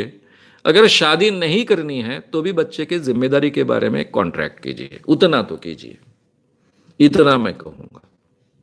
और राजेश मून इनका सवाल है, सर आप इतनी स्पष्टता से ये सारी बातें बताते हैं, इससे स्वैराचार नहीं बढ़ेगा? राजेश मूर जी का सवाल है कि सर, राजेश मुन जी का सवाल है कि सर आप इतना स्पष्टता से बोल रहे हो, इससे स्वैराचार नहीं बढ़ेगा क्या? बहुत ही अच्छा सवाल आपने पूछा है भाई। मेरे उम्र के 18वीं साल से मैं समाज में घूम रहा हूं, खुली आंखों से मैं इस समाज को देख रहा हूं। मैं अपने घर में कम रहता हूं, समाज में ज्यादा रहता हूं। मैंने देहात देखे हैं, देहात में ही पैदा हुआ हूं। मैंने विनोबा का आश्रम देखा है जहां ब्रह्मचर्य बहुत महत्व का था। भारत का स्त्रियों को ब्रह्मचर्य प्रदान दिया गया, ब्रह्मचर्य का अधिकार पहले हिंदू स्त्रियों को दिया गया, वो भी मैंने नज़दीक से देखा है। मैंने आदिवासियों में काम किया है, दलित बस्तियों में काम किया है, मुस्लिम बस्तियों में काम किया है। मैंने इस समाज को बहुत नज़दीक से देखा है। पहले बहुत धक्के पहुंचते थे, फिर मैंने अंधविश्वास के खिलाफ काम शुरू किया। ये बाबा लोग कैसे स्त्रियों को बड़े पैमाने पर एक्सप्लॉइट करते हैं, मैं हिल गया था अंदर से। इसलिए बुआबाजी बड़ी स्त्रियांचा ये किताब मैंने 1988 में लिखा। उसके पहले मैंने सेक्स इस विषय का बहुत गहराई से अध्ययन किया। हमारे समाज में ये क्यों होता है, क्या होता है, बहुत नज़दीक से मैंने समझ लिया। मैं खुली आंखों से सोचता हूं। कोई अपने किवाड़ जो बोलते हैं बंद कर कर मैंने नहीं रखे। जो भी हमारा समाज है खुली आंखों से मैं देखते आया। और जिस स्वैराचार की बात आप कर रहे हो कि मेरे कहने के कारण या ऐसे खुले विचारों के कारण ये पैदा होगी, ये स्वैराचार मैं पहले से इस समाज में देखते आया। भारतीय समाज बहुत ढोंगी समाज है, बड़े पैमाने पर ढोंग होता है। मैं विदर्भ का हूं, गांव में स्त्रियों का किस ढंग से एक्सप्लॉयटेशन होता है मैं देखते आया हूं, बड़े पैमाने पर होता है ये देखते आया हूं। सेक्स को एकदम से बुरा मानने वाला ब्रह्मचारी आश्रम भी मैंने देखा है। समाज में लगातार एक्स्ट्रामैरिटल रिलेशनशिप चलते रहते हैं, ये भी मैं देखते आया हूं। इतने सालों से काउंसलिंग करते आया हूं। इसलिए ये हमारा जो भ्रम है कि हमारे समाज में बहुत स्त्री पुरुष एक दूसरे के साथ में प्रामाणिकता से रहते हैं, मैरिज सिस्टम में बहुत ही प्रामाणिकता होती है, वगैरह वगैरह वगैरह वगैरह, ये भ्रम मेरे नहीं है। मैं इंसान को इंसान कर कर समझता हूं। इंसान की आवश्यकताएं बहुत अच्छे उसके आधार पर मैं किसी को अच्छा बुरा नहीं कहता हूं, ना ही समझता हूं, ना ही स्वीकारता हूं। इंसान को इंसान की जरूरतें जो होती है वो पूरी करने का पूरा हक है। इंसान को इंसान ही समझना चाहिए, उसको एक आदर्श पुतला नहीं समझना चाहिए, ये मेरी मान्यता है। और इसलिए इतनी बातें मैं खुलकर कहता हूं। जो मैंने अपने समाज में देखा है, जाना है, समझा है, उसके आधार पर ये बातें मैं कहता हूं। और ये बातें खुलकर कहनी चाहिए, ऐसा भी कहता हूं। जिन लोगों को अपने जीवन में बहुत प्रामाणिकता से एक दूसरे के साथ में जीना है, उनको जीने का अवसर होना चाहिए, उनका वो अधिकार है। इस मान्यता के साथ में जीने का उनको पूरा पूरा अधिकार है। जिन लोगों को इस ढंग से जीना संभव नहीं, वो लोग इस ढंग से जीने की कोशिश में इधर उधर डेविएट होते हैं। ये भी एक मानवीयता का ही हिस्सा है। ऐसा हो सकता है, ऐसा होना ठीक नहीं होगा, फिर भी ऐसा हो सकता है। उसके तरफ भी एक मानवीयता के दृष्टिकोण से हमने देखना चाहिए। ऐसा मानने वाला वह व्यक्ति हूं और इसी दृष्टि से मैं लोगों को देखते आया हूं। इसलिए इतनी स्पष्टता से ये सब बातें मैं आपके सामने रखता हूं। और राम काजरे इनका सवाल है, आजकल लड़कियों की शादी के वक्त की डिमांड होती है कि लड़की की शादी के पहले से ही खुद का घर होना चाहिए, तो उनकी सोच को कैसे बदले? आजकल लड़कियों की शादी के पहले ही डिमांड होती है कि खुद का लड़के का घर होना चाहिए तो शादी करेंगे। मुझे लगता है ये बहुत अच्छी बात है। शादी के बाद में उसने कुछ कहने के बजाय अगर शादी के पहले शर्त रखती है तो बहुत अच्छी बात है। यानी यहाँ ठगी का अवसर नहीं है, विश्वासघात का अवसर नहीं है, आगे चलकर फिर बाद में एक एक प्रॉब्लम निकाल कर आपको तकलीफ देने का अवसर यहाँ पर नहीं है। बहुत अच्छी बात है।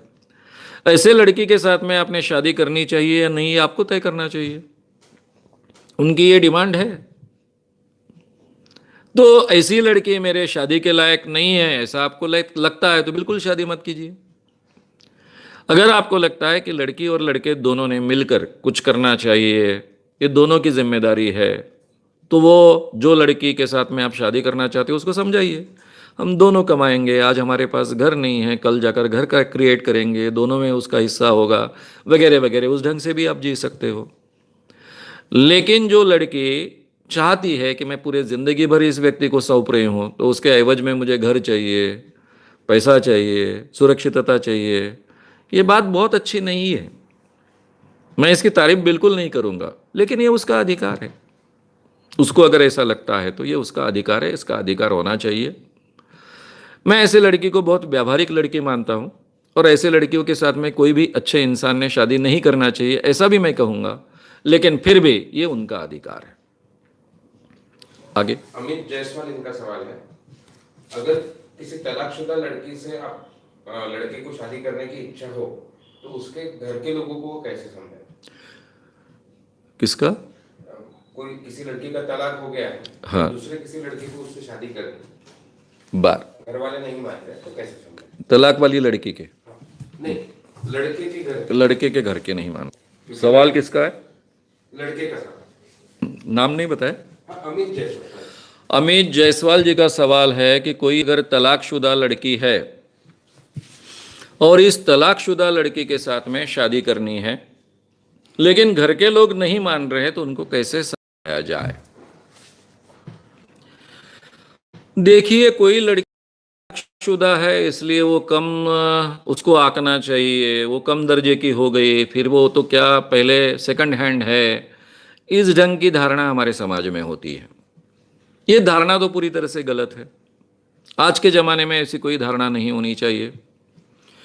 इसलिए अगर लड़की अच्छी है, आप उसको चाहते हो, उसके साथ मन से शादी करना चाहते हो, शादी के दृष्टि से वो लड़की बहुत अच्छी है और केवल पहले उसका एक तलाक हो चुका है, इसलिए अगर कोई आपको विरोध करता है तो उसको समझाने की आपने कोशिश करनी चाहिए।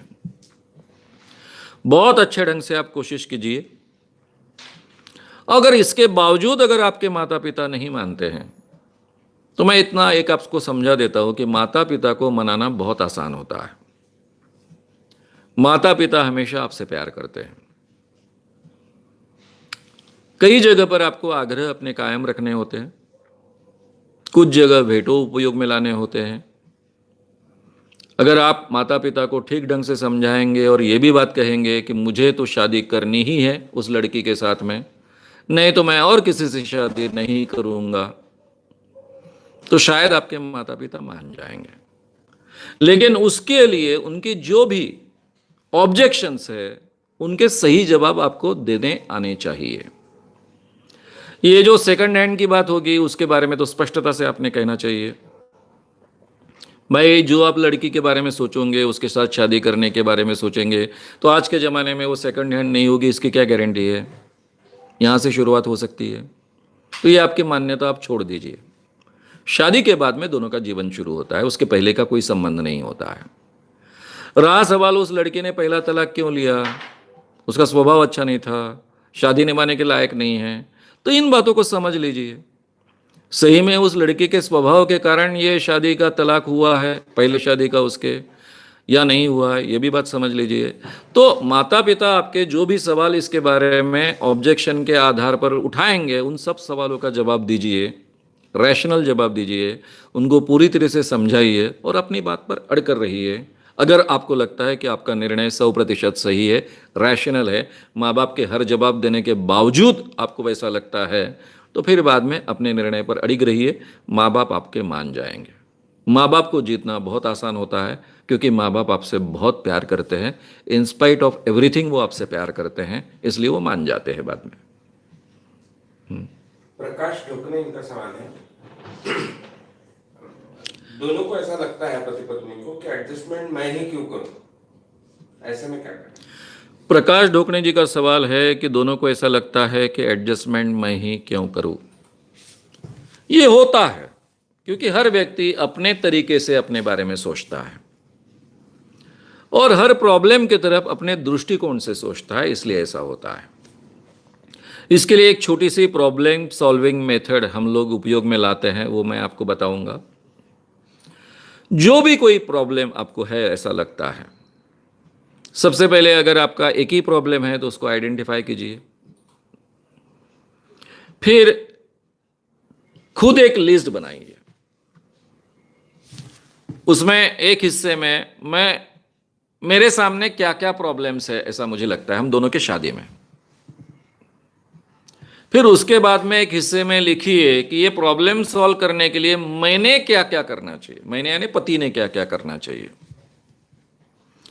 और फिर उसके ही तीसरे हिस्से में आप लिखिए मेरे पत्नी ने ये प्रॉब्लम सॉल्व करने के लिए मैंने ये करना चाहिए, पत्नी ने ये करना चाहिए, उसके सामने लिखिए। मैंने नंबर 2 ये करना चाहिए, पत्नी ने ये करना चाहिए। यानी ये प्रॉब्लम सॉल्व करने के लिए आपने अपने आप में क्या बदलाव करना चाहिए, उसके सॉल्यूशंस आपने कैसे ढूंढने चाहिए, इसकी लिस्ट आपने बनाई हर प्रॉब्लम के साथ में। उसी के सामने आपकी क्या अपेक्षा है, पत्नी ने क्या करना चाहिए, वो लिखिए, लिख दिए। फिर इसमें का जो प्रॉब्लम का हिस्सा उसको कॉपी कीजिए, पत्नी के सामने देने के बाद कहिए कि तुझे भी इस ढंग से लिखना है। तुझे हमारे मैरिज में हम दोनों में क्या प्रॉब्लम्स है ऐसा लगता है, इसकी लिस्ट बना। उसके लिए तूने क्या करना चाहिए, यानी पत्नी ने क्या करना चाहिए, हर प्रॉब्लम के बारे में क्या बदलाव अपने आप में लाना है या उसके लिए क्या एक्शन लेनी है, इसकी लिस्ट उसके सामने बना। और उसके ही सामने पति ने यानी मैंने क्या करना चाहिए, तेरी अपेक्षा, ये भी तू लिख और शांति से लिख, कोई गड़बड़ नहीं। और ये जो मैंने प्रॉब्लम्स आइडेंटिफाई किए इसकी चीट बाद में पढ़, पहले ये बिना देखे खुद के प्रॉब्लम्स क्या लगते हैं, हम दोनों के बीच के प्रॉब्लम्स तुझे क्या लगते हैं, इसकी लिस्ट बना और उसके इस ढंग से जवाब लिख। और फिर मेरी लिस्ट पढ़ बाद में। ये लिस्ट पढ़ने के बाद में अगर तुझे लगता है कि हाँ मेरे पति ने ये प्रॉब्लम बोला, ये हम दोनों में है, पति ने बोला ये प्रॉब्लम हम दोनों में नहीं है, तो जो नहीं है ऐसा लगता है वो इस लिस्ट में से काट दे, प्रॉब्लम वही रहने दे लेकिन उसको काट दे, क्रॉस कर दे। और जो है ऐसा तुझे लगता है तेरे लिस्ट में है तो वहां टिक मार कर, अगर तेरे लिस्ट में नहीं है तो उसको ऐड कर। तो दोनों को क्या प्रॉब्लम्स लगते हैं इसकी एक लिस्ट बन जाएगी। दोनों साथ में नहीं बैठे, अलग अलग बैठे, अलग अलग सोच रहे हैं, एक लिस्ट बन गई है।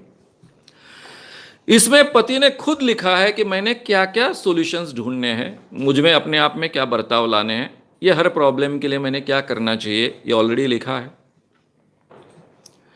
पत्नी ने क्या करना चाहिए, उसकी क्या अपेक्षा है, ये भी लिखा है।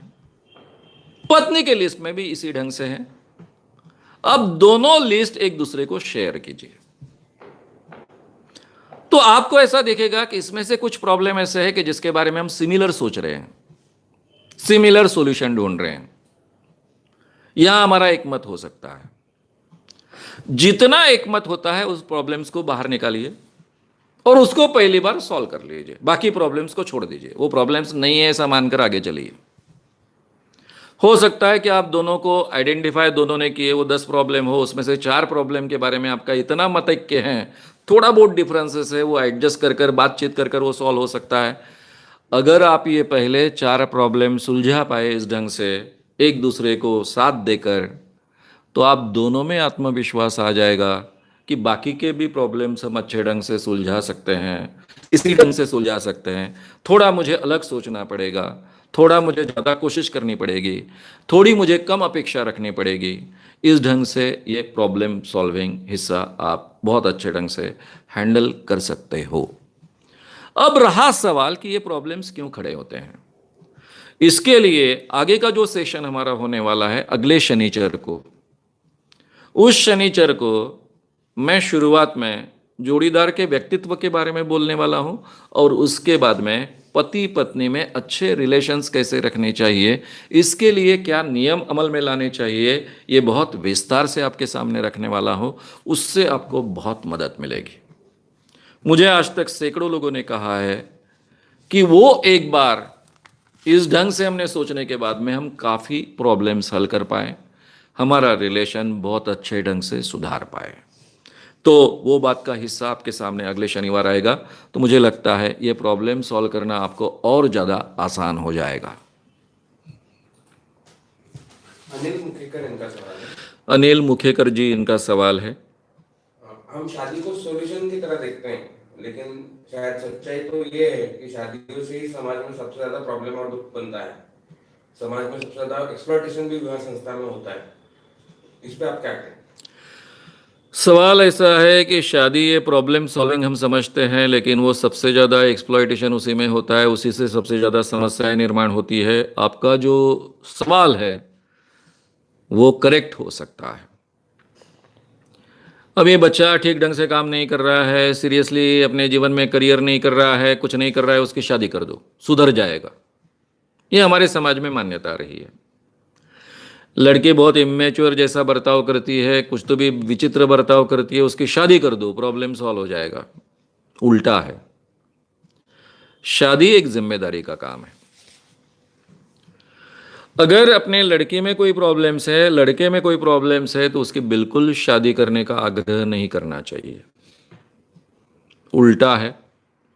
शादी एक जिम्मेदारी है, वो जिम्मेदारी उठाने की क्षमता होनी चाहिए। खास कर लड़कियों के बारे में मैं आग्रह रखता हूं कि अगर उसकी तबीयत ठीक नहीं है, शारीरिक दृष्टि से वो सक्षम नहीं है, तो उसने शादी नहीं करनी चाहिए,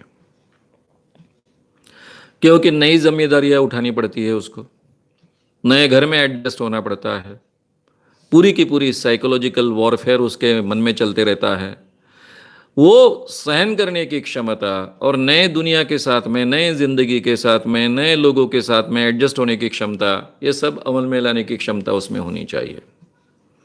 तो इसलिए शादी ये नई जिम्मेदारी है, ये बात सही है। लेकिन अगर हम दिमाग में स्पष्ट है कि किसी के दबाव में हम शादी नहीं कर रहे हैं, आनंद के लिए शादी कर रहे हैं, सुख से जीने के लिए शादी कर रहे हैं, सेक्स हमारी आवश्यकता है इसलिए शादी कर रहे हैं, और बाद में कल चक्कर हमको गृहस्थी बढ़ानी है, बच्चे पैदा करने के लिए शादी करनी है, ये अगर इस ढंग से हमारी बहुत अच्छी सोच है, तो बाकी के प्रॉब्लम्स कम हो जाते हैं और शादी अच्छी होती है। रहा सवाल लड़की हो या लड़का हो, शादी में हमारा एक्सप्लॉयटेशन नहीं होना चाहिए, इसके बारे में हमने बहुत ही आग्रही होना चाहिए। शादी के लिए हम नहीं पैदा हुए हैं, शादी हमारे लिए पैदा हुई है, ये हमेशा समझ में रखना चाहिए, अमल में लाना चाहिए। ये हमारे पहले सोच में होना चाहिए, उसके बाद में हम अमल में ला सकते हैं। तो ये अमल में लाने की कोशिश हमने करनी चाहिए। इसका मतलब थोड़ी थोड़ी छोटी छोटी कारणों के कारण हम शादी तोड़ दें, ये भी ठीक नहीं है। जब हमने निर्णय लिया है शादी करने का, तो ये शादी निभाने की पूरी तरह से कोशिश करनी चाहिए। जो भी ऑल पॉसिबिलिटीज़ है वो अमल में लाने की कोशिश करनी चाहिए। इसके बावजूद अगर हम शादी अच्छे ढंग से नहीं निभा सकते हैं, तो उससे दूर होना ही अच्छा है। अगर शादी से दोनों के जीवन में आनंद नहीं बढ़ता है, पति और पत्नी दोनों को खुलने का, फूलने का, बढ़ने का, विकास करने का अवसर नहीं देती है, तो यह शादी किसी काम की नहीं है। शादी कभी रोड़ा नहीं होनी चाहिए, ये भी हमारे जीवन में हमने ध्यान में रखना चाहिए। आगे ये इनका नाम नहीं दिखता। आपने जो कहा कि माता पिता को समझाना बहुत आसान है, तो वो कह रहे हैं कि बट सैराट जैसी फिल्म में जो हुआ, माता पिता या लड़की के घर वालों ने दोनों को मार डाला, ऐसा भी तो कई बार भारत में होता है। उसका क्या कहेंगे? हाँ, बात सही है कि माता पिता को समझाना बहुत आसान है, मैंने कहा। और सैराट जैसे फिल्म में भी जो घटनाएं होती है, ऐसे भी माता पिता होते हैं। लेकिन शुक्र करो कि सैराट जैसे माता पिता बहुत ही अपवाद होते हैं, कम होते हैं, 100 में एक भी नहीं होता है, इतना कम प्रतिशत होता है। और मैं जो कह रहा हूँ कि माता पिता को समझाना बहुत आसान है क्योंकि उनका हम पर बहुत प्रेम होता है, ऐसे माता पिता हमारे समाज में बहुत ज़्यादा होते हैं। आज के ज़माने में भी ऐसे माता पिता बहुत ज़्यादा हैं। इतना आप ध्यान में रखिए, आपके माता पिता शायद सैराट जैसे ना हो, या आप ज़्यादा अच्छे ढंग से जानते होंगे। अगर आपके माता पिता आपसे बहुत प्यार करते हैं और आपकी बात सही है तो वो बराबर स्वीकारते हैं। आपको बार बार प्यार से उनको समझाने की केवल ज़रूरत है।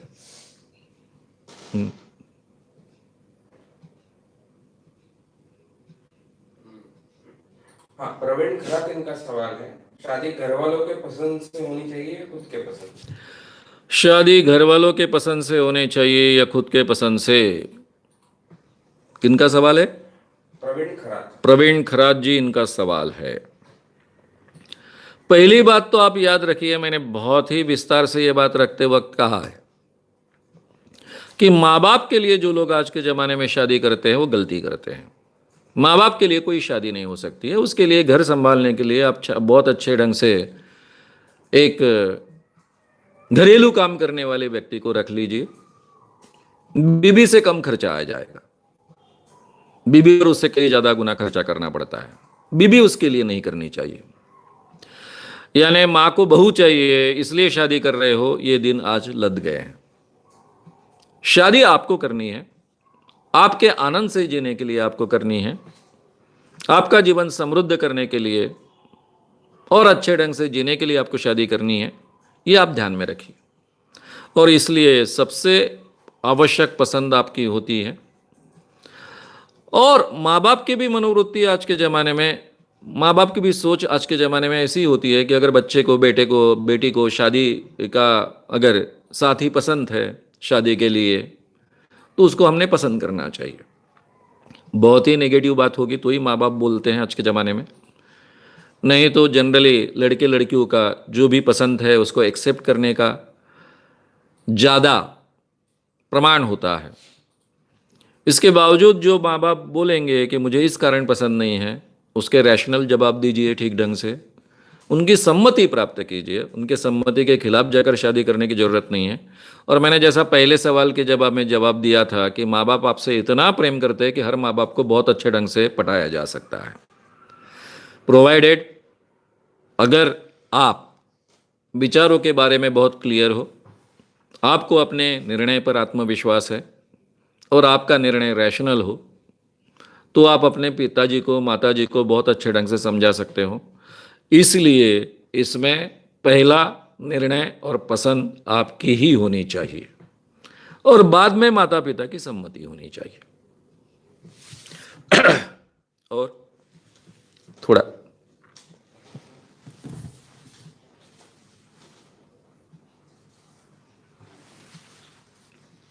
किरण हंकार इनका सवाल है,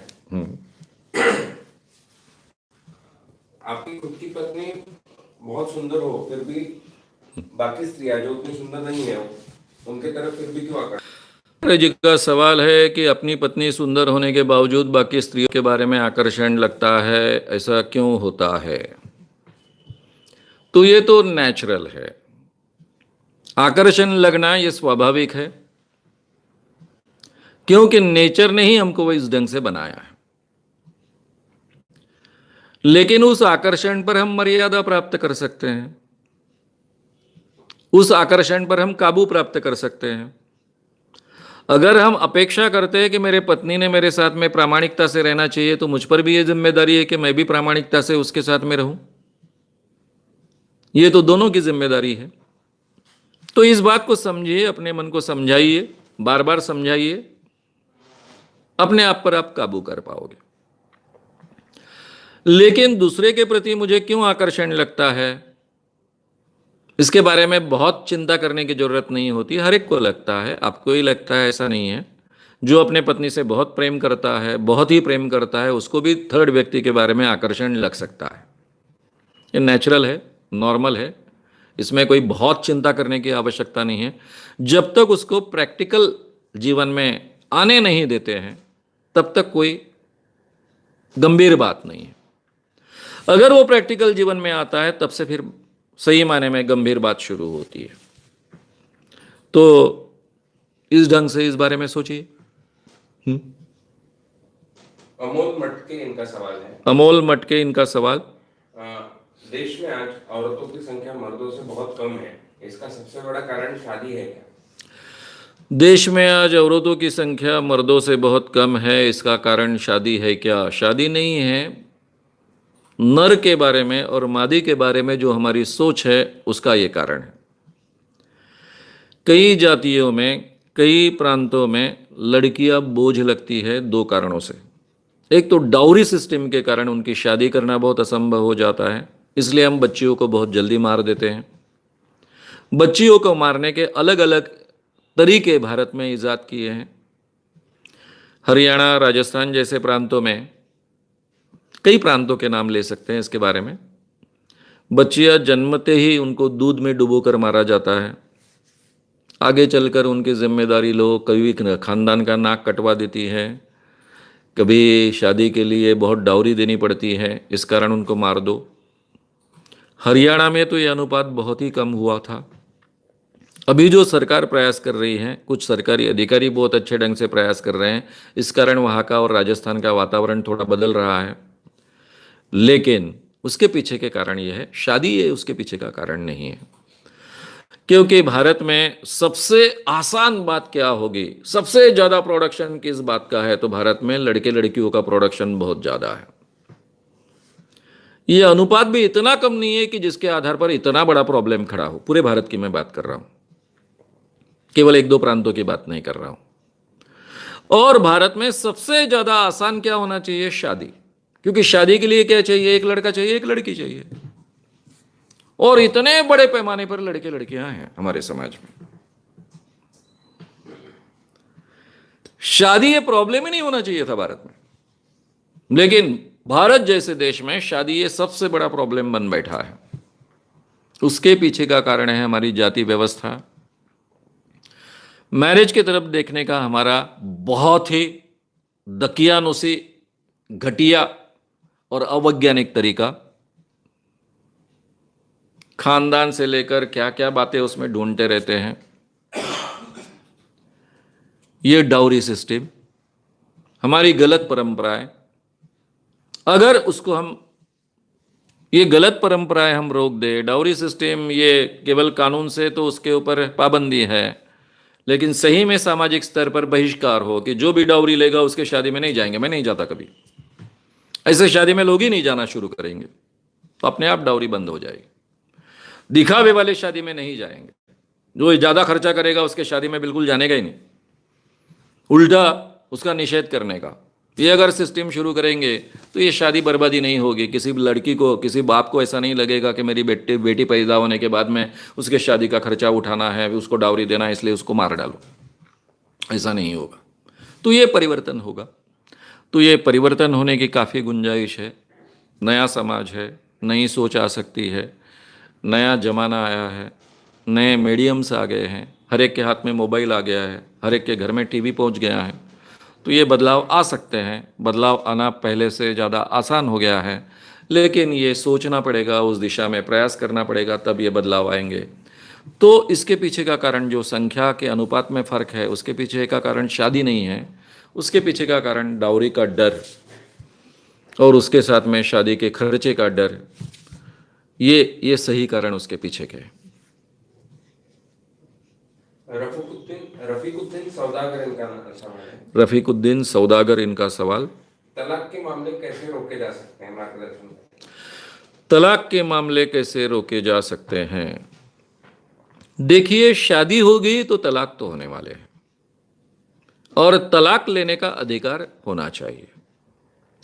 ये जो पहले मान्यता थी कि दो लोगों की शादी होने के बाद में जिंदगी भर दोनों ने पूरी जिंदगी गुजार देनी चाहिए, जिंदगी बर्बाद कर देनी चाहिए तभी चलेगा, लेकिन दोनों ने साथ में ही रहना चाहिए, ये बात ही इम्प्रैक्टिकेबल है, अमानवीय है, अन्याय करने वाली बात है। शादी करने के बाद में दोनों को पता चलता है कि हम एक दूसरे के लिए कॉम्पैटिबल है कि नहीं, एक दूसरे के साथ में जीने के लायक है कि नहीं, सही माने में तब पता चलता है। और जब पता चले कि दो व्यक्ति एक दूसरे के साथ में जीने के लायक नहीं है, दोनों व्यक्ति अच्छे हो सकते हैं, इसके बावजूद एक दूसरे के जीने के लायक अच्छे नहीं हैं, तो उन्होंने अपनी शादी रोक देनी चाहिए, शादी से अलग होना चाहिए। क्योंकि शादी के लिए इंसान नहीं पैदा हुआ है, इंसान के लिए शादी इंसान ने पैदा की हुई है। ये हमने हमेशा ध्यान में रखना चाहिए। रहा सवाल छोटी छोटी बात पर जो तलाक होते हैं, ईगो प्रॉब्लम्स के कारण तलाक होते हैं, गलतफहमी के कारण तलाक होते हैं, तो वो टालने के लिए काउंसलिंग की बहुत आवश्यकता होती है। और आगे का जो सेशन होने वाला है नेक्स्ट सैटरडे का 22 तारीख को जो होगा सितंबर को, रात का सेशन 8 बजे, तब मैं इस बात को विस्तार से लेने वाला हूँ कि पति पत्नी में अगर अच्छे संबंध रखने हैं तो हमने क्या नियम अमल में लाने चाहिए। उसमें से बहुत अच्छा काउंसलिंग होता है, तो वो भी इस चीज़ के लिए काफ़ी मदद करेगा। लेकिन ये काउंसलिंग होने के बाद में, शादी बचाने की कोशिश के बाद में भी अगर दोनों का जमता नहीं है, तो दोनों ने बहुत प्यार से एक दूसरे को तकलीफ न देते हुए तलाक लेना बहुत अच्छी बात है। ऐसा ही इंसान ने सोचना चाहिए। एक दूसरे का आदर करते वक्त अलग होना चाहिए, आदर करते हुए अलग होना चाहिए। हाँ,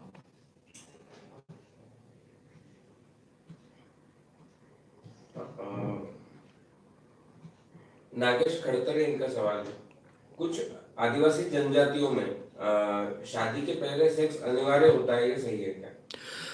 नागेश खड़तरी जी का सवाल है कि कुछ आदिवासी जनजातियों में शादी के पहले सेक्स अनिवार्य होता है, ये सही बात है क्या? मेरी जहाँ तक जानकारी है, मैंने काफ़ी पढ़ा है इस क्षेत्र में, मेरा अभ्यास का विषय रहा है, ये अनिवार्य नहीं होता है, अनिवार्य नहीं होता है। यानी पहले तुम सेक्स करो और उसके बाद में शादी करो, ऐसी कोई सिस्टम मैंने अभी तक देखी नहीं है। लेकिन कई आदिम जमातियों में इस ढंग की एक प्रक्रिया चलते रहती है कि वहाँ सेक्स टैबू नहीं होता है। लड़के लड़कियाँ एक दूसरे के साथ में काफ़ी खुला सेक्स कर लेते हैं पहले। वैसे तो माड़िया जमात में एक सिस्टम है, घोटुल परंपरा है।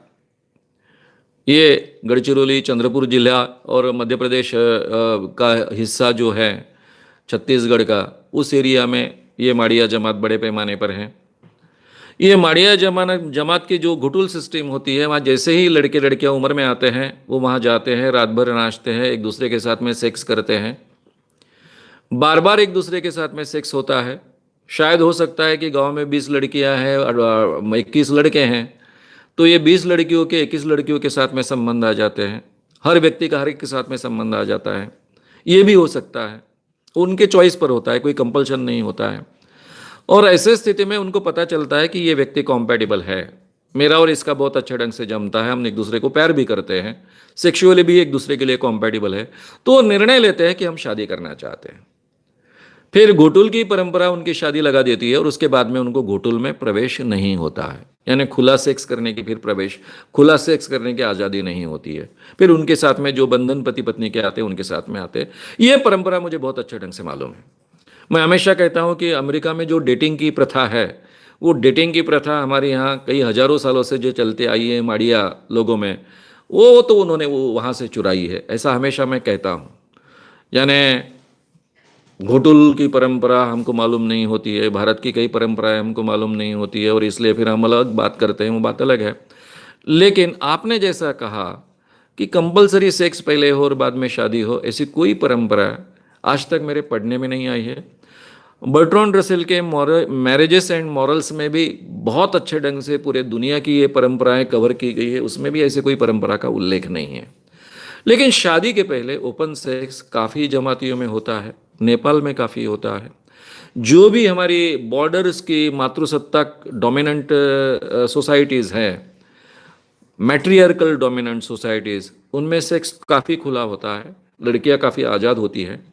मैंने नेपाल में एक इंडियन लड़के से पूछा था कि आप शादी क्यों नहीं करते हो, इतनी अच्छी अच्छी लड़कियां यहाँ पर है, मैं क्या गधा हूँ क्या यहाँ के लड़की से शादी करूँगा, कब कहाँ जाएगी इसकी कोई गारंटी नहीं होती है, ऐसा उसने कहा था। वो टिपिकल इंडियन था, नेपाल में काम करता था, इसलिए उसकी ये प्रतिक्रिया थी। लेकिन उस ढंग का वातावरण नेपाल में है, काफ़ी जो बॉर्डर्स के मैट्रियार्कल सोसाइटीज़ है उसमें है। तो शादी के पहले सेक्स ये बहुत टैबू भारत में हर जगह नहीं है, काफ़ी जगह इसके बारे में खुलापन है, लेकिन शादी के बाद में ऐसा नहीं होना चाहिए, ये भी मान्यता है। आप आखिरी का सवाल लेंगे। रफीकुद्दीन सौदागर इनका सवाल है, दूसरा सवाल है उनका। भारत में बहुपत्नीत्व प्रथा को क्यों समाप्त किया गया, क्या कारण? रफीकुद्दीन का सवाल है कि भारत में बहुपत्नीत्व प्रथा को क्यों समाप्त किया गया। ये तो भारत में ये प्रथा को समाप्त किया हमने कॉन्स्टिट्यूशन के आधार पर। अंग्रेजों के जमाने में ये कानून लाने की उन्होंने बहुत कोशिश नहीं की, थोड़ी बहुत की, लेकिन वो कंपल्शन नहीं था। अंग्रेजों के जमाने में कोई भी भारतीय व्यक्ति, चाहे हिंदू हो, किसी भी धर्म का हो, कई शादियां वो कर सकता था। लेकिन कॉन्स्टिट्यूशन ने लाने के बाद में एक केवल मुस्लिमों को छोड़ दिया, तो बाकी सब लोगों को यह परंपरा लागू है कि आप एक लड़की के साथ में ही शादी कर सकते हो एट ए टाइम। उसके बाद में आप डाइवोर्स लो, दूसरी शादी करो, उसके बारे में कोई रोक नहीं है, लेकिन एट ए टाइम एक व्यक्ति के साथ में ही आपकी शादी होगी। ये क्यों लाया गया? स्त्रियों का शोषण रोकने के लिए, उनको इक्वेलिटी देने के लिए। ये जो सोच थी हमारे कॉन्स्टिट्यूशन निर्माण करने वाले व्यक्तियों की, जिसमें डॉक्टर बाबा साहब आम्बेडकर है, पंडित जवाहरलाल जी नेहरू है, इवन महात्मा गांधी है, इन सब का बहुत बड़ा, इनके सोच का बहुत बड़ा हिस्सा रहा है। स्त्रियों का शोषण नहीं होना चाहिए हमारे समाज में, उनको इक्वेलिटी का दर्जा मिलना चाहिए। अगर एक लड़की की बहुपत्नीत्व में 3-4 शादियों में वो एक होती है, तो उसको वो अधिकार नहीं मिलते हैं, उस पर काफ़ी अन्याय होते हैं, उस पर शोषण होता है, उसका शोषण होता है, उसको कम आंका जाता है। पति को कई शादियां करने का अधिकार है और पत्नी को एक ही केवल उसी पति के साथ शादी करने का अधिकार है जिसकी कई पत्नियां हैं। तो इसका मतलब ये है उसका समाज में बहुत कम महत्व है, यहीं से शुरू होता है। तो भारत में स्त्री पुरुष चाहे कोई भी जात का व्यक्ति हो, उसको इक्वेलिटी होनी चाहिए, सामाजिक स्तर पर भी, कानून के स्तर पर भी लिबर्टी होनी चाहिए, फ्रेटर्निटी भी होनी चाहिए, उसको जस्टिस मिलना चाहिए। ये जो हमारे मूल तत्व है कॉन्स्टिट्यूशन के, उसके आधार पर भारत में पहली बार इस ढंग का कानून हमने लाया है और यही भारत की विशेषता है। ये गर्व करने जैसी बात है और सबने इसका अमल करना चाहिए, ऐसा मैं मानता हूँ। शाम मानव चैनल को आपका समर्थन देने के लिए चैनल को जरूर सब्सक्राइब करें। चैनल के नोटिफिकेशन पाने के लिए बेल आइकन भी दबाएं।